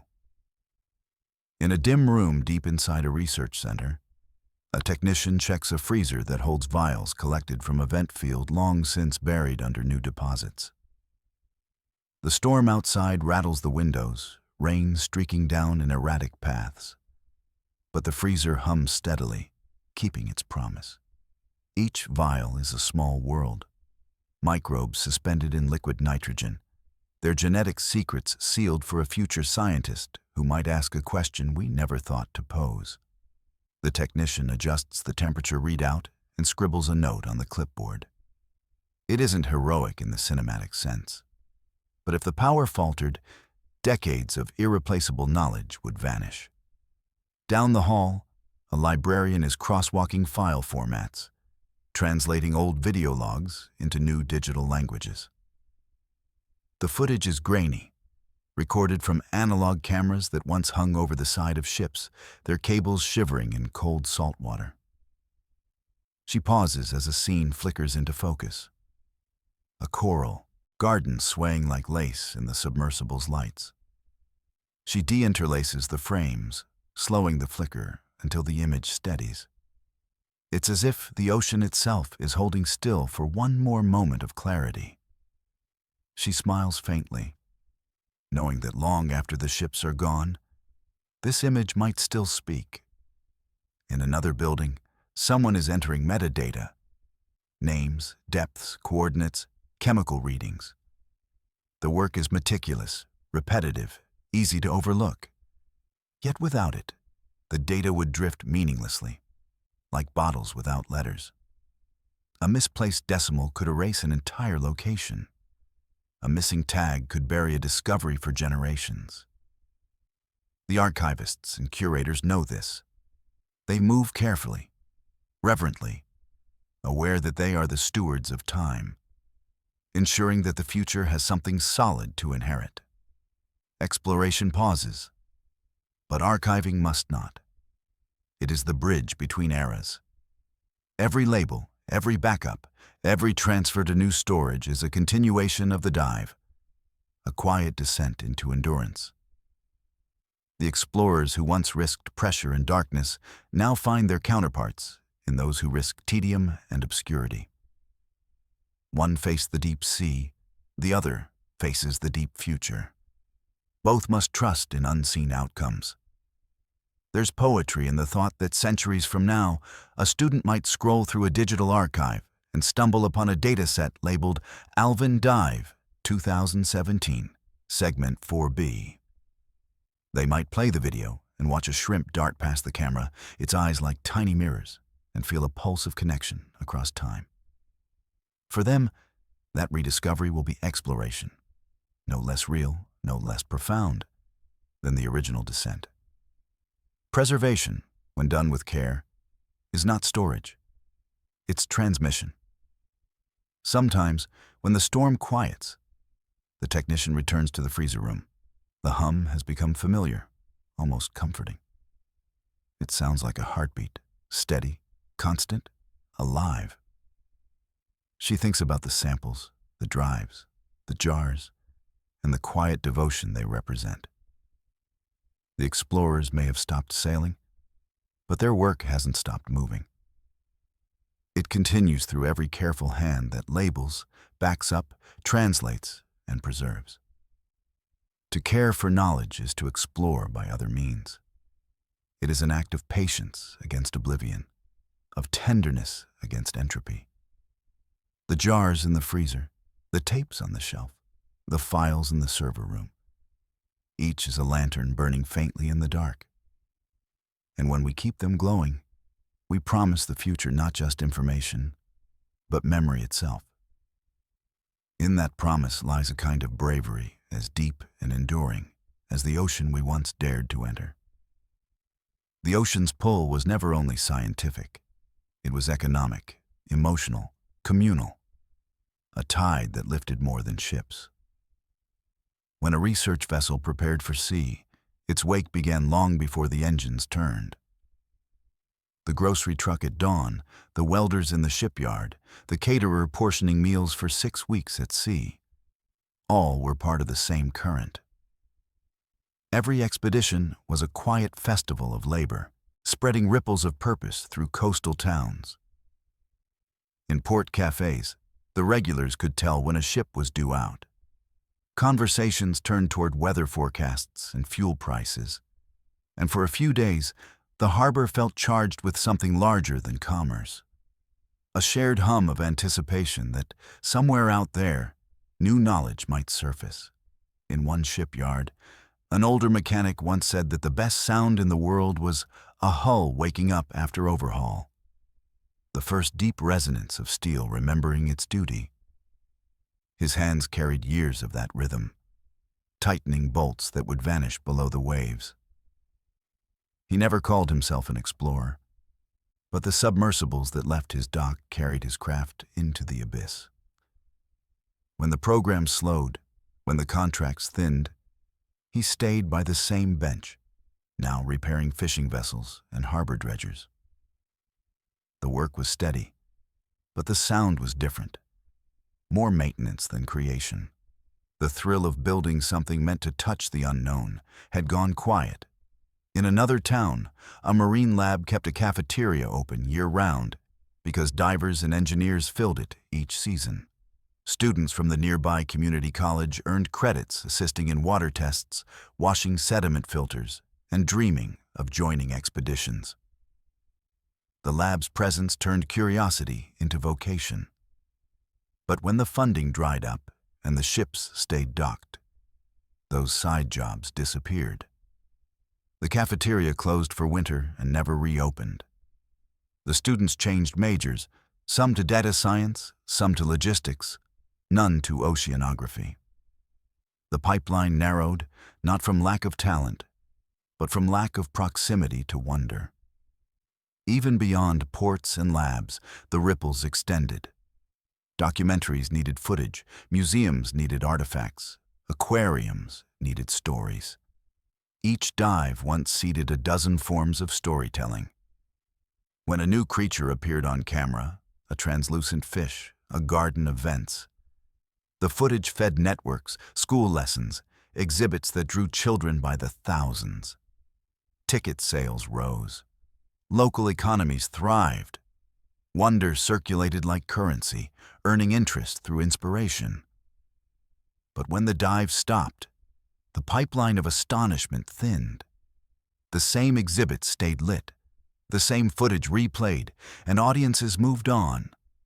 Not out of boredom, but because wonder, like air, needs movement to stay alive.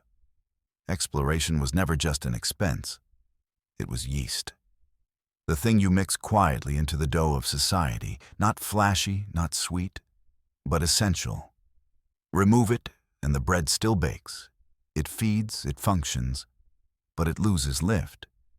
It comes out flatter, denser, less airy with possibility. Budgets often frame exploration as frosting, something to add when there's surplus. But in truth, it was the rise itself.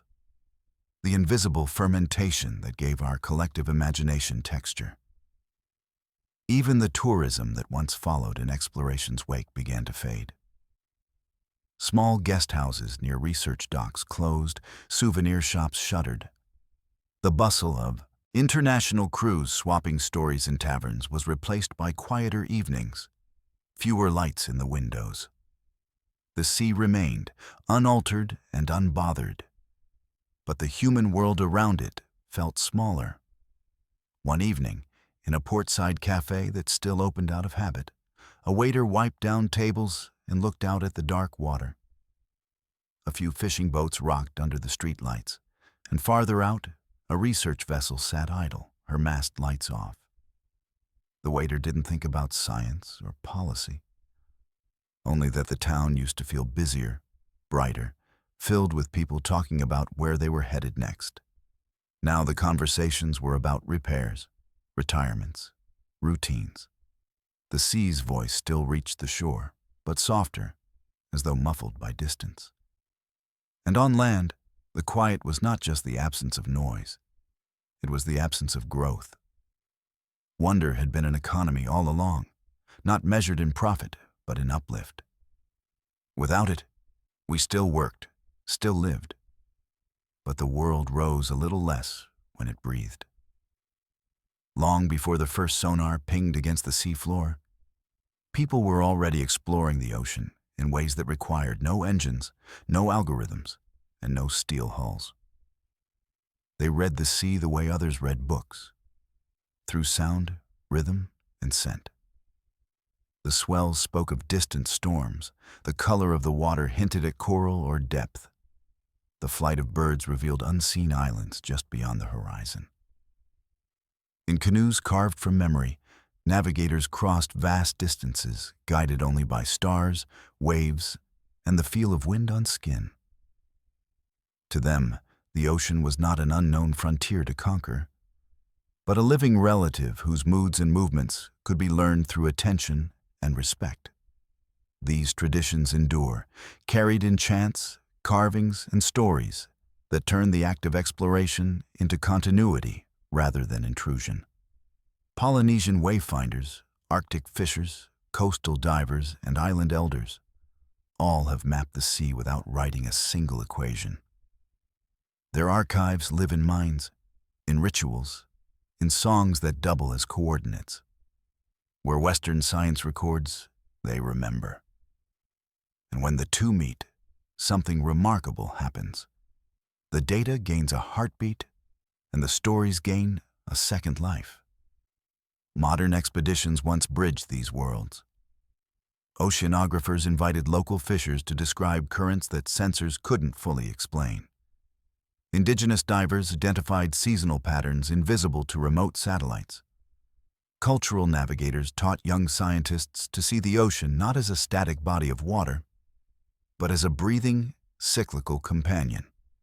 The partnership made the research not only richer, but wiser, anchored in timescales that spanned generations rather than grant periods.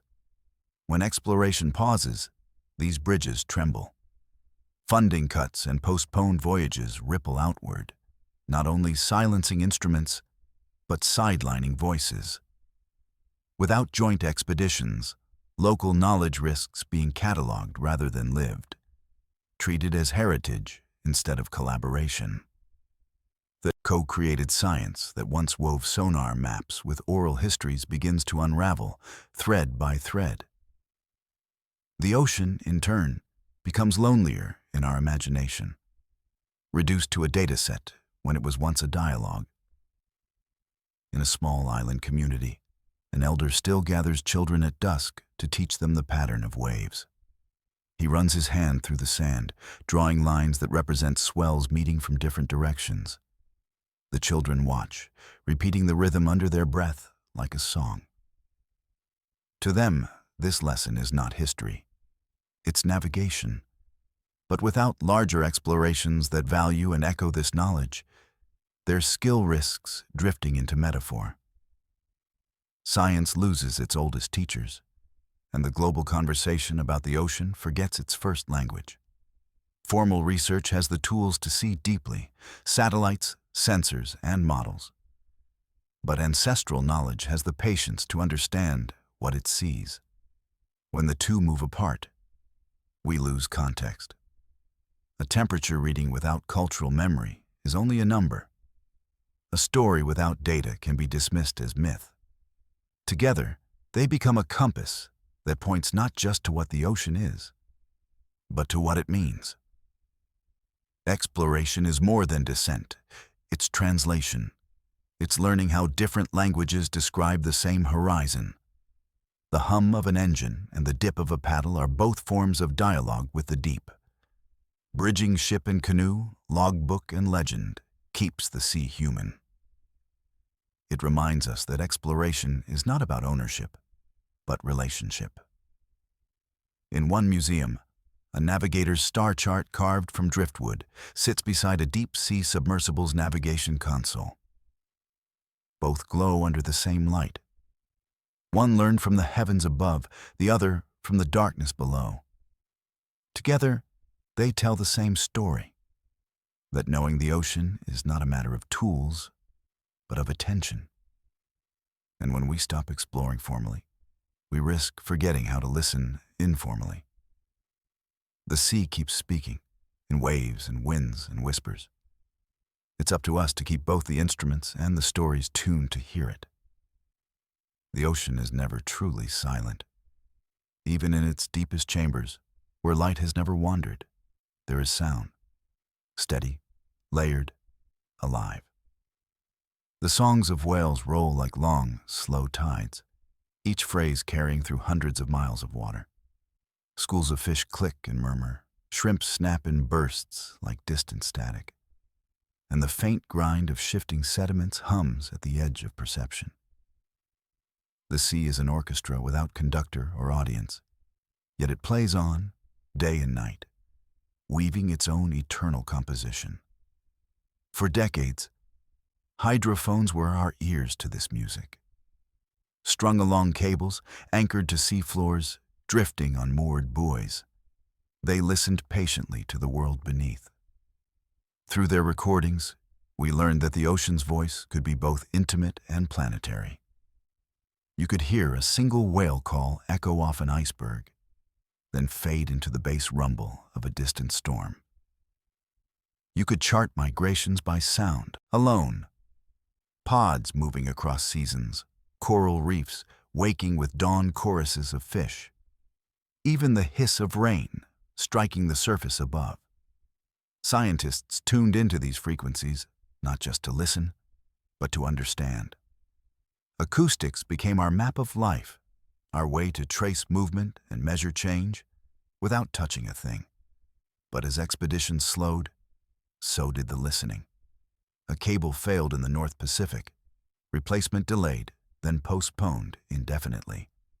Another hydrophone array in the South Atlantic went offline after a storm, its transmitter damaged, its budget expired.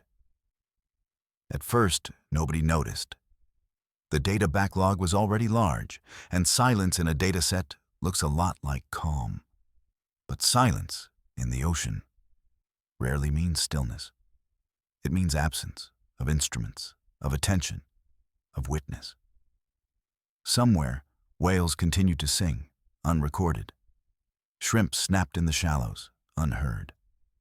A distant underwater quake sent out its vibrations like a heartbeat through the crust, but no sensor was awake to receive it. It's not dramatic. There are no alarms, no flashing warnings, only a quiet that grows unnoticed. The ocean keeps performing, but the audience has left the hall. Scientists still play back archived tapes, still publish analyses from the years when microphones caught every murmur. But each paper feels a little further removed from the present tense.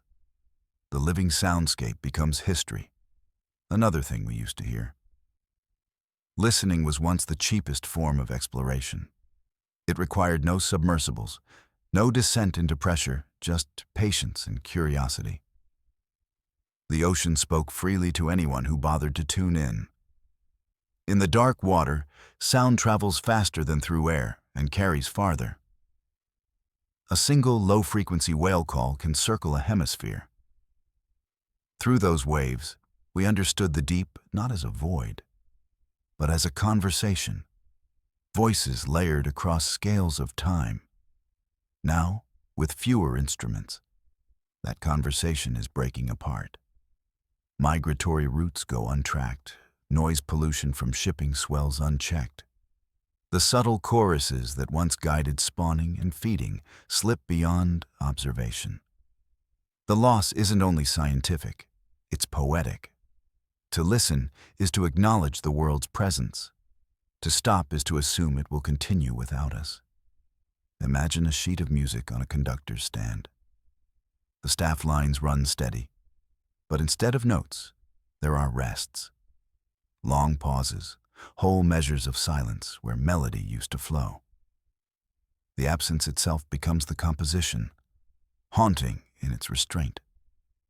In the corner of the page, written in pencil, a small note remains from whoever last turned the microphone on. It reads simply, "Who's listening?" The question lingers like a distant echo, fading through salt water and time. Somewhere out there, a whale begins another song, long and low, rising toward a frequency no one is tuned to hear, The sound travels on anyway, as if refusing to believe that silence could ever be the final word, even as the great research fleets faded into memory, and the last official dives slipped quietly into the archives. The deep never stayed entirely unobserved. Curiosity, like water, finds its way through cracks. In garages, classrooms, and backyard sheds, small revolutions began, modest, improvised, and stubbornly bright. The world's appetite for wonder hadn't vanished, it had simply moved home. A high school science teacher in a coastal town built a pressure housing from a length of PVC pipe and a 3D printed seal. Her students took turns soldering wires and calibrating sensors borrowed from a weather station kit.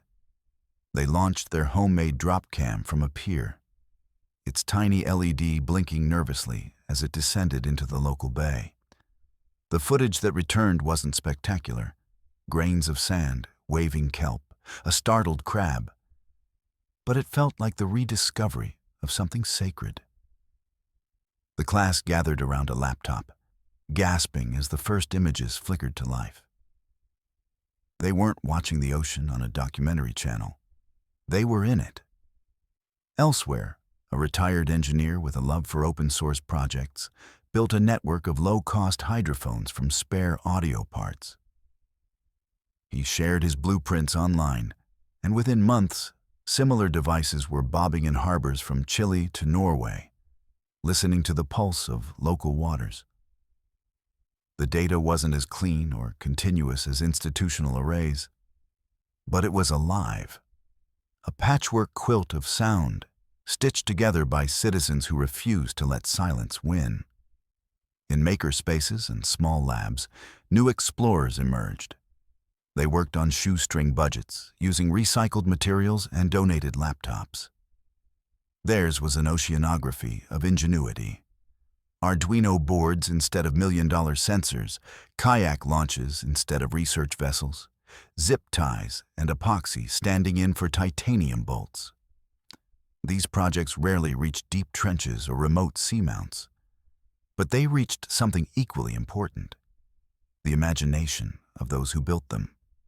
Coastal communities began organizing micro-expeditions, pooling small grants and shared equipment. Fishers, divers, and students collaborated to track temperature changes, coral bleaching, and shoreline erosion. Their data fed into open databases, messy but valuable, each entry a tiny act of witness. It wasn't a replacement for the fleets that once roamed the globe, but it was a resistance against forgetting. The sea still had eyes, if smaller and closer to shore.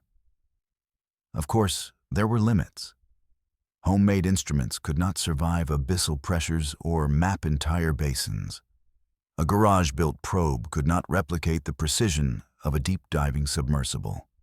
Grassroots exploration lacked the logistics, the calibration, the years of institutional rigor that once gave ocean science its strength. Yet, even within those constraints, something beautiful stirred. The same instinct that had once built great ships and complex machines was reappearing in miniature.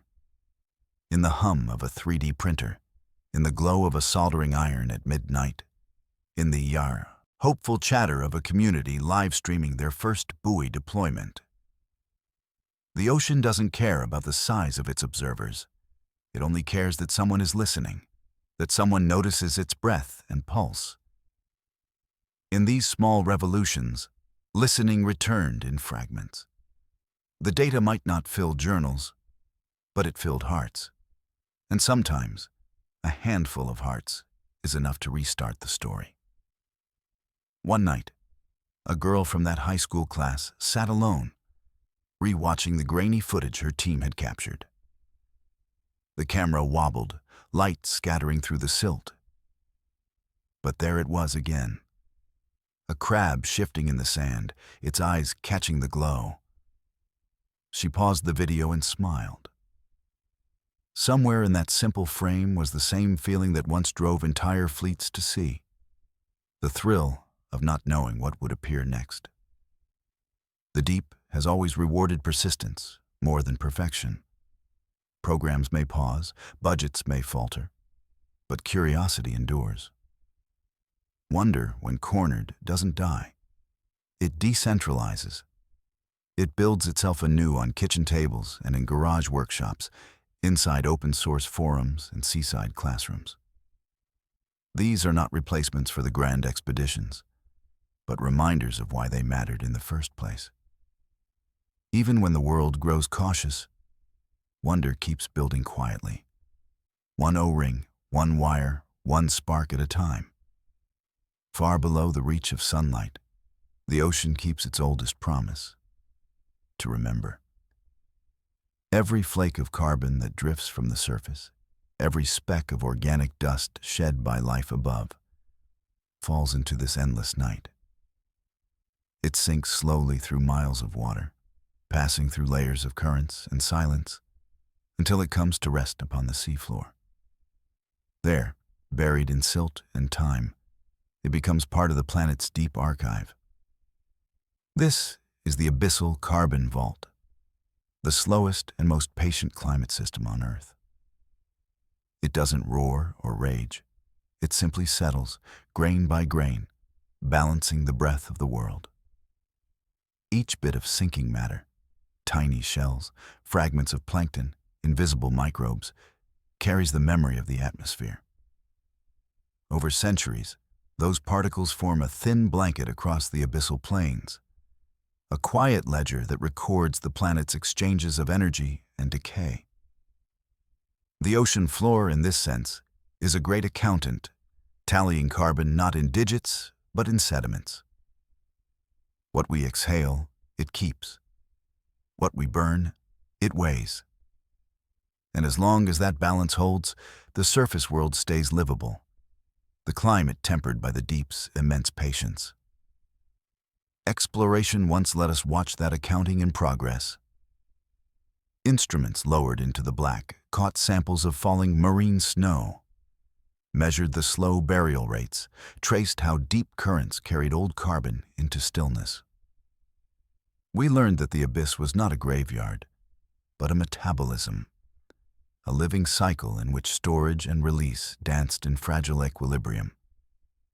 When vents opened or quakes disturbed the seabed, trapped carbon stirred back into motion, returning to the water above. When ecosystems thrived, more carbon sank and stayed. Each process was a heartbeat in the planet's climate. Now, without constant observation, that heartbeat is easy to miss. The ocean still keeps its books, but no one audits them as closely. Our climate models depend on these hidden flows, the rate of sequestration, the leak from methane seeps, the churn of bioturbation by worms and crustaceans.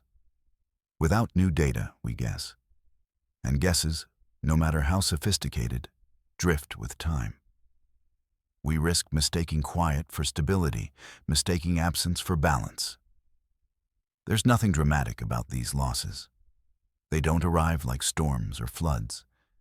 They arrive as uncertainty, slow, subtle, invisible. A monitoring buoy left unrepaired, a sediment trap not replaced, a research cruise postponed indefinitely. Each omission adds a small shadow to our understanding, a tiny blank space where truth should have been. And in those spaces, misjudgments grow. Perhaps the carbon vault is leaking more than we think. Perhaps disturbances from trawling, mining, or quakes are stirring up what we assumed was sealed. Without eyes on the process, the vault's balance sheet could already be changing, and we would never know until the surface air grows warmer and thinner for reasons we can't quite trace.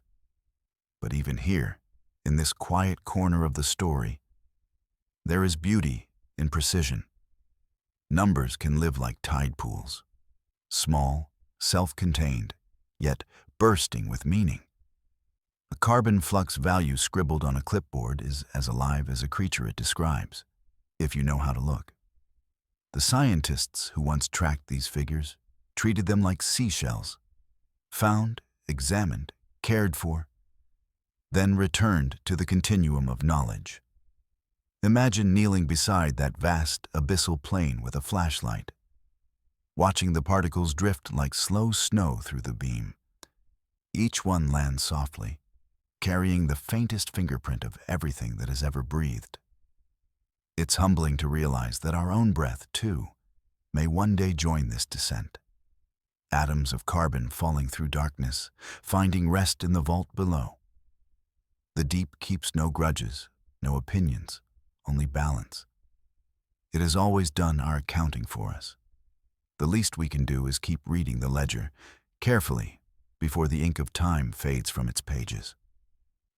Art has always followed exploration, not as an echo, but as a translation. The deep ocean has given artists a color wheel wider than light itself, pigments drawn from pressure and time. From the indigo shimmer of abyssal jellyfish to the copper gleam of vent minerals, the unseen world below has long painted our imaginations above. Every dive that returned with footage or fragments became a kind of muse, carrying back shapes and movements no one could have invented unaided. The submersible's lens didn't just reveal new species, it revealed new metaphors. When exploration flourished, galleries and studios filled with its residue. Painters ground ultramarine pigments against graphite, dust to mimic the texture of manganese crusts, that slow geological armor of the abyss. Sculptors shaped translucent resins into forms that pulsed faintly with light, breathing like siphonophores caught mid-drift. A choreographer once designed an entire dance around the motion of a shoal scattering under predatory light. Movements of flight and cohesion that no classroom could have taught. Musicians sampled hydrophone recordings, transforming the creaks and groans of tectonic plates into orchestral bass lines. Even architecture borrowed from the ocean's architecture. Spirals of coral reefs, lattices of foraminifera, columns shaped like kelp stems bending under imaginary currents. But as exploration slowed, so did the infusion of the unknown.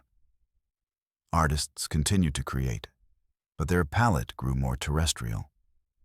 Without new images, new creatures, or new textures to marvel at, imagination began to circle the familiar. Museums still displayed glowing portraits of anglerfish and paintings of whale falls, but the source material felt increasingly archival. The ocean's influence, once a current of renewal, became a memory. Art lost a dimension of surprise, the kind that comes only from confronting something never before seen by human eyes. This is not tragedy, only reminder. Culture and science have always shared a heartbeat. Discovery feeds creation. Creation, in turn, keeps discovery human. The ocean has always been both laboratory and dream. When explorers brought back footage of deep-sea vents, poets wrote about the first fires beneath the waves. When biologists filmed medusae pulsing like lanterns, filmmakers borrowed their rhythms for alien worlds. These exchanges weren't theft, they were pollination. The unknown gave art pollen, and art returned it as beauty, making the unseen beloved, turning data into feeling. In an imagined gallery, one might still find the ocean alive on the walls. A large canvas hangs near the entrance, dragged with pigment and graphite until it gleams like the dark crust of a seamount. Across the room, a sculpture stands in a glass case, a network of tubes and filaments that pulse gently, each light fading in sequence like a siphonophore's heartbeat. A recording plays softly in the background. Whale song stretched into harmonics, the hiss of sand on current, the echo of distance made melodic. Visitors pause and listen, moved not by spectacle, but by the hum of life imagined from fragments. Yet even this gallery would change without replenishment. The pigments fade, the recordings loop. The artist's brush hesitates over what to invent next. Without exploration, reference thins, and when reference thins, art contracts. not because imagination weakens, but because it hungers for raw material. Inspiration, like any ecosystem, needs nutrients from beyond its own borders. Exploration feeds culture's night garden, the place where artists wander with their lanterns, gathering shapes and sounds to grow into beauty. Turn off that lamp, and the garden doesn't die. But some flowers close. The blooms that rely on darkness and discovery fold inward, waiting for light from a submersible window or a new image of something unseen. Art and science, at their best, are both acts of faith in the same direction, that the unknown is not empty, but full. And when we remember to look, whether through lenses or through color, we reopen the petals of wonder, one brushstroke, one heartbeat at a time. Sometimes, the most responsible act of exploration is restraint. The ocean teaches this lesson in whispers, not declarations. Its beauty and strangeness invite curiosity, but not every question should be answered by touch. There are moments when the act of not knowing, at least for now, is a kind of respect. To pause deliberately is not failure, it is listening. Yet the boundary between precaution and neglect is thin, and from a distance, both can look the same. Explorers once learned this balance the hard way. Early expeditions lowered heavy instruments onto fragile corals, unaware of the centuries they crushed beneath their weight. Later dives returned with lighter touch, cameras instead of claws, sensors that hovered rather than scraped. The deep responded with clarity, offering glimpses of creatures undisturbed, habitats intact. From those lessons grew a quiet ethic: to visit without conquering, to measure without scarring, to seek without assuming ownership. Exploration matured from extraction into conversation. But when programs pause and ships stay docked, that conversation risks silence. True ethical restraint is active. It requires presence, context, and care. Neglect, on the other hand, drifts into absence. If we stop looking altogether, we can no longer tell whether the pause is protecting or forgetting. A reef left unvisited might flourish, or it might vanish unnoticed under warming currents or unregulated mining. To know when to step back, we must first know enough to see what's at stake.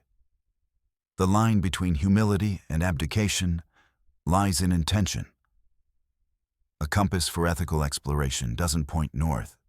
It points inward and outward at once. Its bearings are intention, consultation, monitoring, and return. Intention means asking why we seek knowledge, not just what it will yield. Consultation means recognizing that no expedition sails alone. Every dive touches cultures, economies, and ecosystems that must have a voice in its purpose. Monitoring means staying after the headlines fade, checking back on what we've disturbed, learning whether recovery follows intrusion. And return means sharing what we find, not as trophies, but as stories of stewardship, gifts placed back into the collective understanding of the world. Seen this way, the deep is not a museum or a mine. It is a neighbor, vast, complex, and deserving of courtesy. We do not barge in uninvited, nor do we ignore its silence when it asks for company. We visit, we listen, and sometimes we leave things as they are. The ethics of exploration are not rules carved in steel, but attitudes carried in heartbeats. Curiosity tempered by humility, ambition softened by care. Imagine a research crew at the edge of a trench. Their sensors detect a vent field glowing faintly, perhaps new, perhaps old. They could deploy the ROV, break the stillness with light and noise, capture samples that might reveal something extraordinary. Instead, they hesitate. The readings suggest the site could be fragile, a nursery for young organisms. They record the data from afar, take photographs, mark coordinates, and decide to return only after consultation with others, biologists, ethicists, local communities. The ocean does not thank them, but it also does not bruise. Ethical exploration, like tide, requires rhythm, approach, observe, retreat, reflect. To pause thoughtfully is not to stop seeking, but to understand the weight of seeking. If exploration is a dialogue, then silence has its place, not as an ending, but as punctuation that gives meaning to what comes next. As the story of the deep continues to unfold, we will sometimes need to step back and let the ocean speak without microphones, without machines. To do so is not to surrender knowledge, but to respect its pace. The deep moves slowly. It can wait. And perhaps, if we learn to pause with purpose, to leave a place undisturbed, not out of fear or neglect, but out of care, we might find that the most ethical discovery is not what we take home, but what we choose to leave untouched. Humming quietly in the dark, perfectly whole. The classroom sat only a few blocks from the harbor, close enough that the smell of salt still reached the windows on windy days. Once, that scent carried the promise of departure.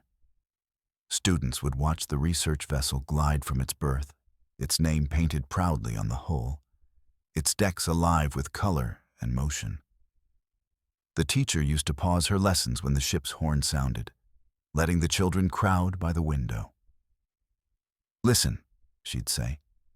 "That's the sound of questions leaving." It became a small ritual, a tradition that marked the rhythm of learning and discovery. But now the ship was gone. The berth stood empty, its bollard streaked with rust. The call sign on the old signal board had been retired, the frequency reassigned to a cargo company. The classroom still faced the same harbor, but what the students saw were fishing boats, tugboats, and quiet piers stacked with unused crates. The teacher could no longer promise them a visit to a working research vessel. The field trips had changed. Instead of stepping onto steel decks, they walked along the shoreline, collecting pebbles and jars of sand. Instead of watching a submersible lower into the sea, they pointed at a jellyfish drifting near the dock and whispered like it was a secret. She adapted, because teachers always do. The classroom shelves filled with shells and tide charts, microscope slides of plankton made from borrowed lab time, and a virtual headset she bought secondhand that let students dive into the deep in digital form. The children gasped at glowing creatures projected in 3 dimensions around them, their small hands reaching out to touch holograms. For a moment, they believed they were explorers again. It wasn't the same, but it was enough to keep curiosity breathing. One boy built paper submersibles out of cereal boxes, lowering them into buckets of water to see which designs would float the longest. A girl started cataloging shells by color, drawing imaginary species in her notebook. They asked endless questions about the deep, why it's dark, how pressure feels, what lives beneath the sand. And the teacher answered every one she could, and sometimes the ones she couldn't, with, "Let's find out." Wonder survived, as it tends to, even when starved of spectacle. Still, she missed the mornings when the children could stand at the pier and feel the rumble of engines beneath their feet, the spray of salt on their faces, the slow pull of the tide as the ship eased out toward the horizon.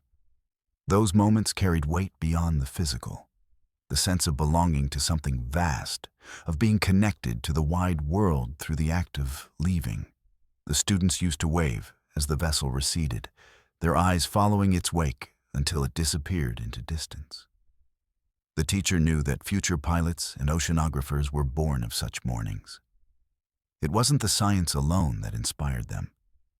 It was the motion, the bravery of going. Now, when the children asked what it felt like to sail, she told them stories. She described the deck's slow sway, the hum of the winches, the first glimpse of open water beyond the breakwater. She told them how every voyage began the same way, with a deep breath and the sound of a rope slipping free. Sometimes she played recordings of old departures, letting the low horn sound through the classroom like a heartbeat.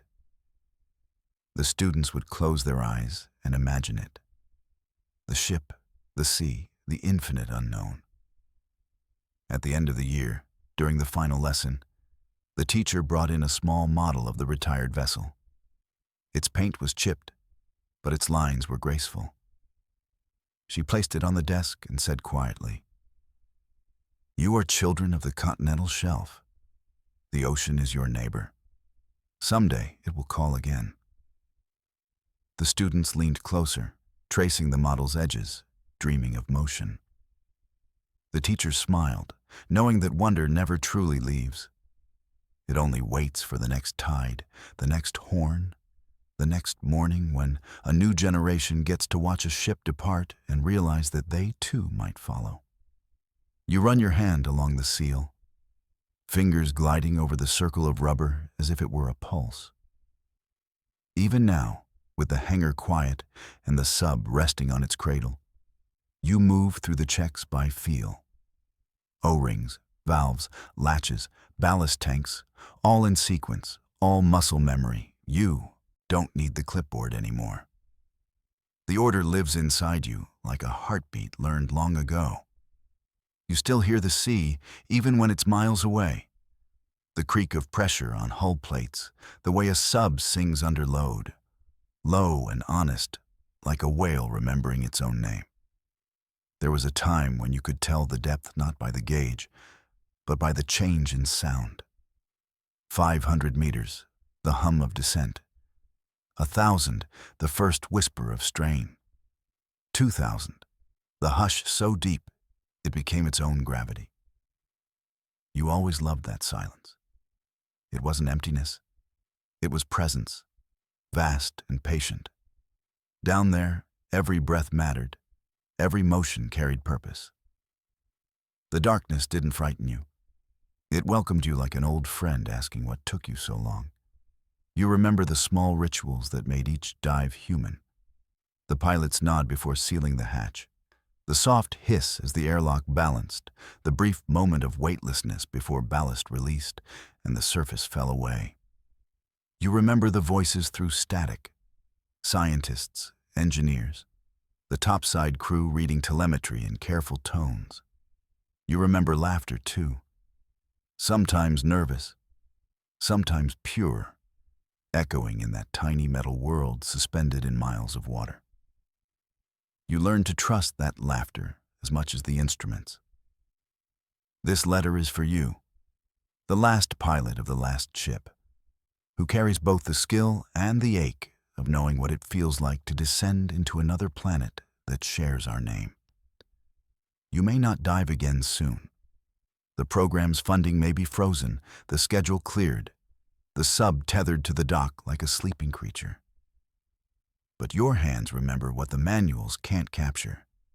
The rhythm of ballast release, the patience of trim adjustments, the quiet joy of perfect neutral buoyancy.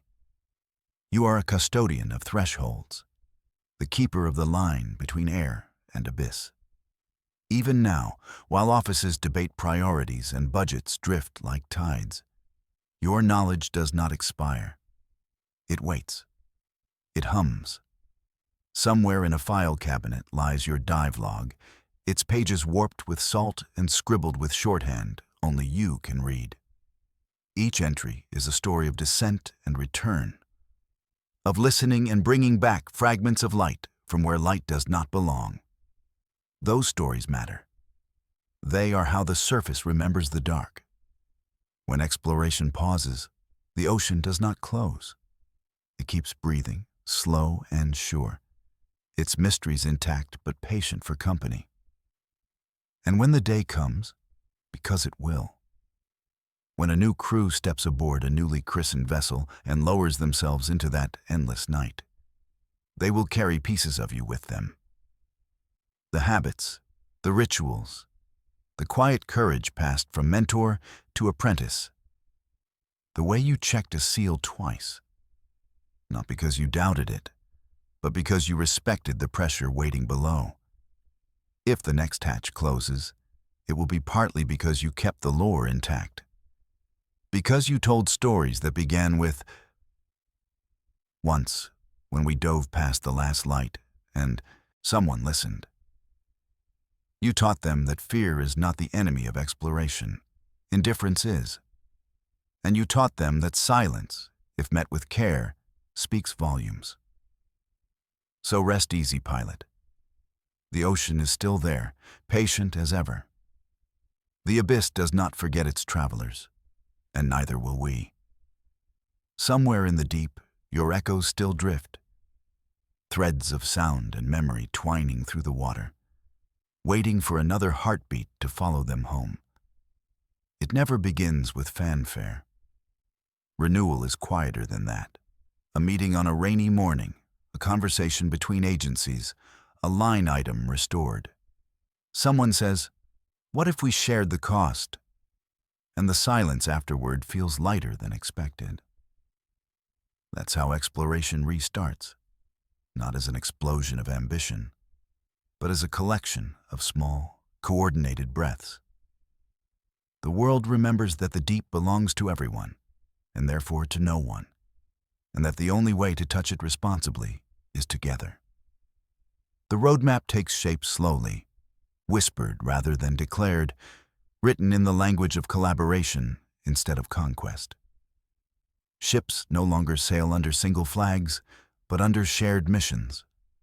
Modular fleets, designed like sentences that can be rearranged, begin to gather at the docks. One country brings the hull, another the sensors, another the crew. Each voyage becomes a classroom for many nations. Young engineers learn from veterans who once thought they had taken their last dive. Together, they debug circuits, calibrate cameras, and rediscover the pleasure of grease on hands, salt on lips, horizon ahead. Out at sea, autonomous nodes float like patient thoughts, listening to currents, whispering data to satellites. They are not replacements for humans, but companions, the quiet chroniclers of continuity. They measure what humans cannot always reach, but the story remains ours to tell. Onshore, data pours in, freely shared, openly archived, unhoarded. The old silos crumble into the foundation of something better. A blue commons, a global pact that treats knowledge as nourishment rather than possession. Every byte of deep-sea telemetry becomes public domain, every finding a seed for the next generation's curiosity. Maintenance becomes sacred. Budgets no longer lurch between feast and famine. Crews are hired not only to discover, but to sustain. The steady hum of upkeep joins the rhythm of waves, a sign that learning, like the ocean, has no finish line. Institutions stop treating ships as projects and start treating them as promises. A vessel that sails every year, reliably, becomes a moving covenant between humanity and its planet. The treaty that makes this possible is simple, almost poetic. It affirms that the ocean's unknown is part of our collective heritage, that understanding it is an act of stewardship, not ownership. No resource claims, no proprietary shadows, just a declaration that the deep, like the stars, is a shared mirror. Knowledge returns to being what it once was, a form of care. And so, one dawn, a ship returns to the pier. Its paint is new, its cranes gleam with fresh grease, its checklists alive again in laminated pages taped to bulkheads.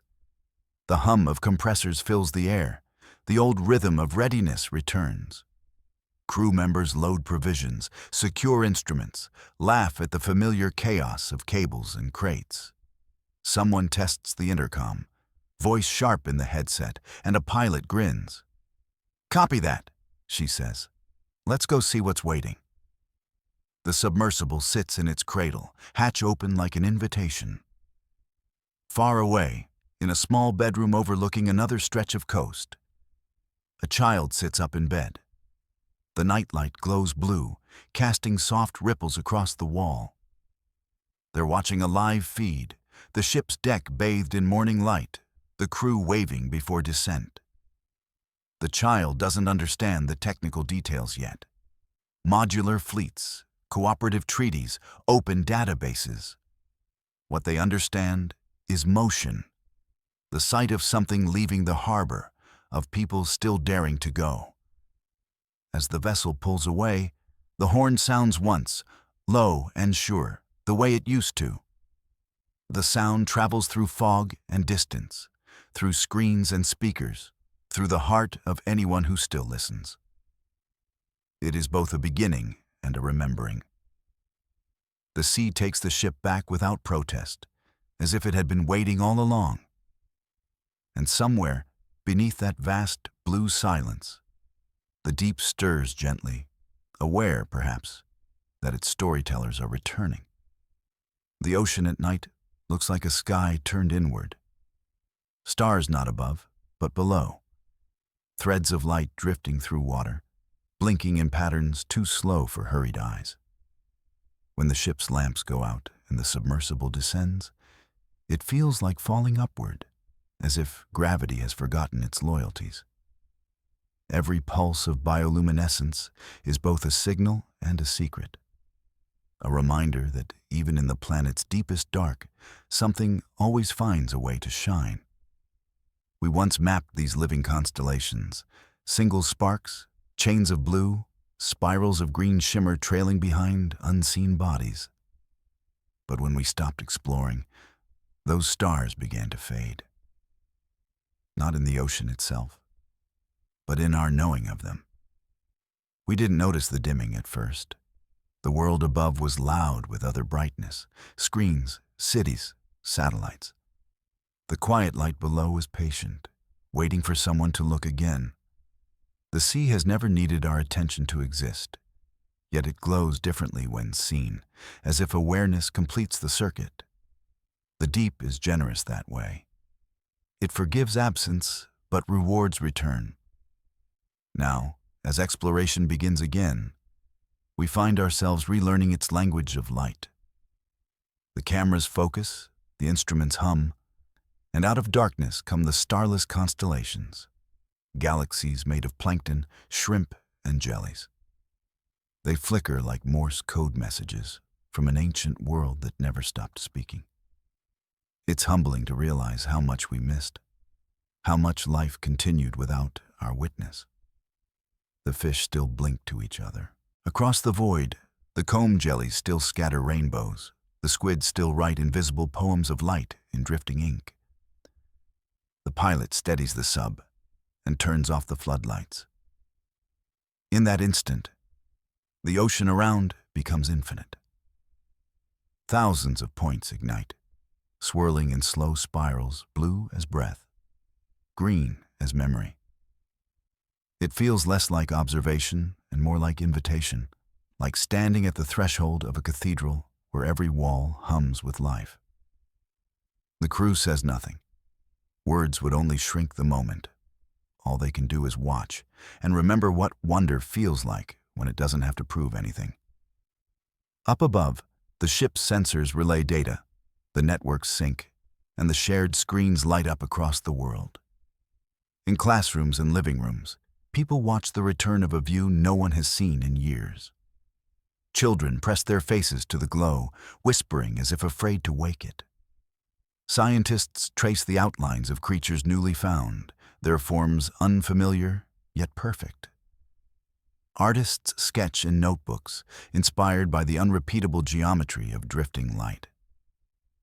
A sense spreads through all of them, something between joy and reverence, that the dark has never been empty. This is the constellation we almost lost, not of stars in sky, but of minds connected by wonder.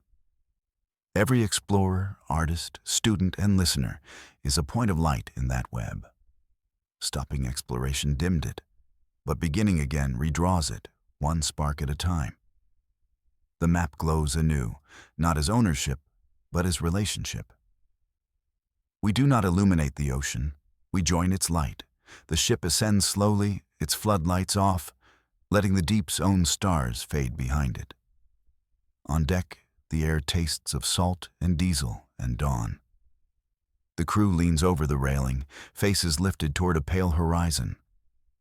They know the world above is waking, but somewhere below, the bioluminescent constellations still pulse, unaware of our return, or perhaps quietly pleased by it.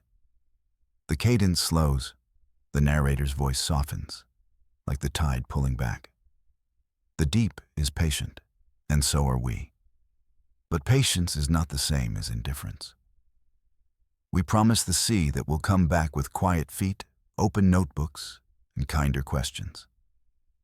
The ocean waits, humming in a wavelengths older than language, still glowing in the spaces between our understanding. Good night, little world below. Keep shining. We're on our way.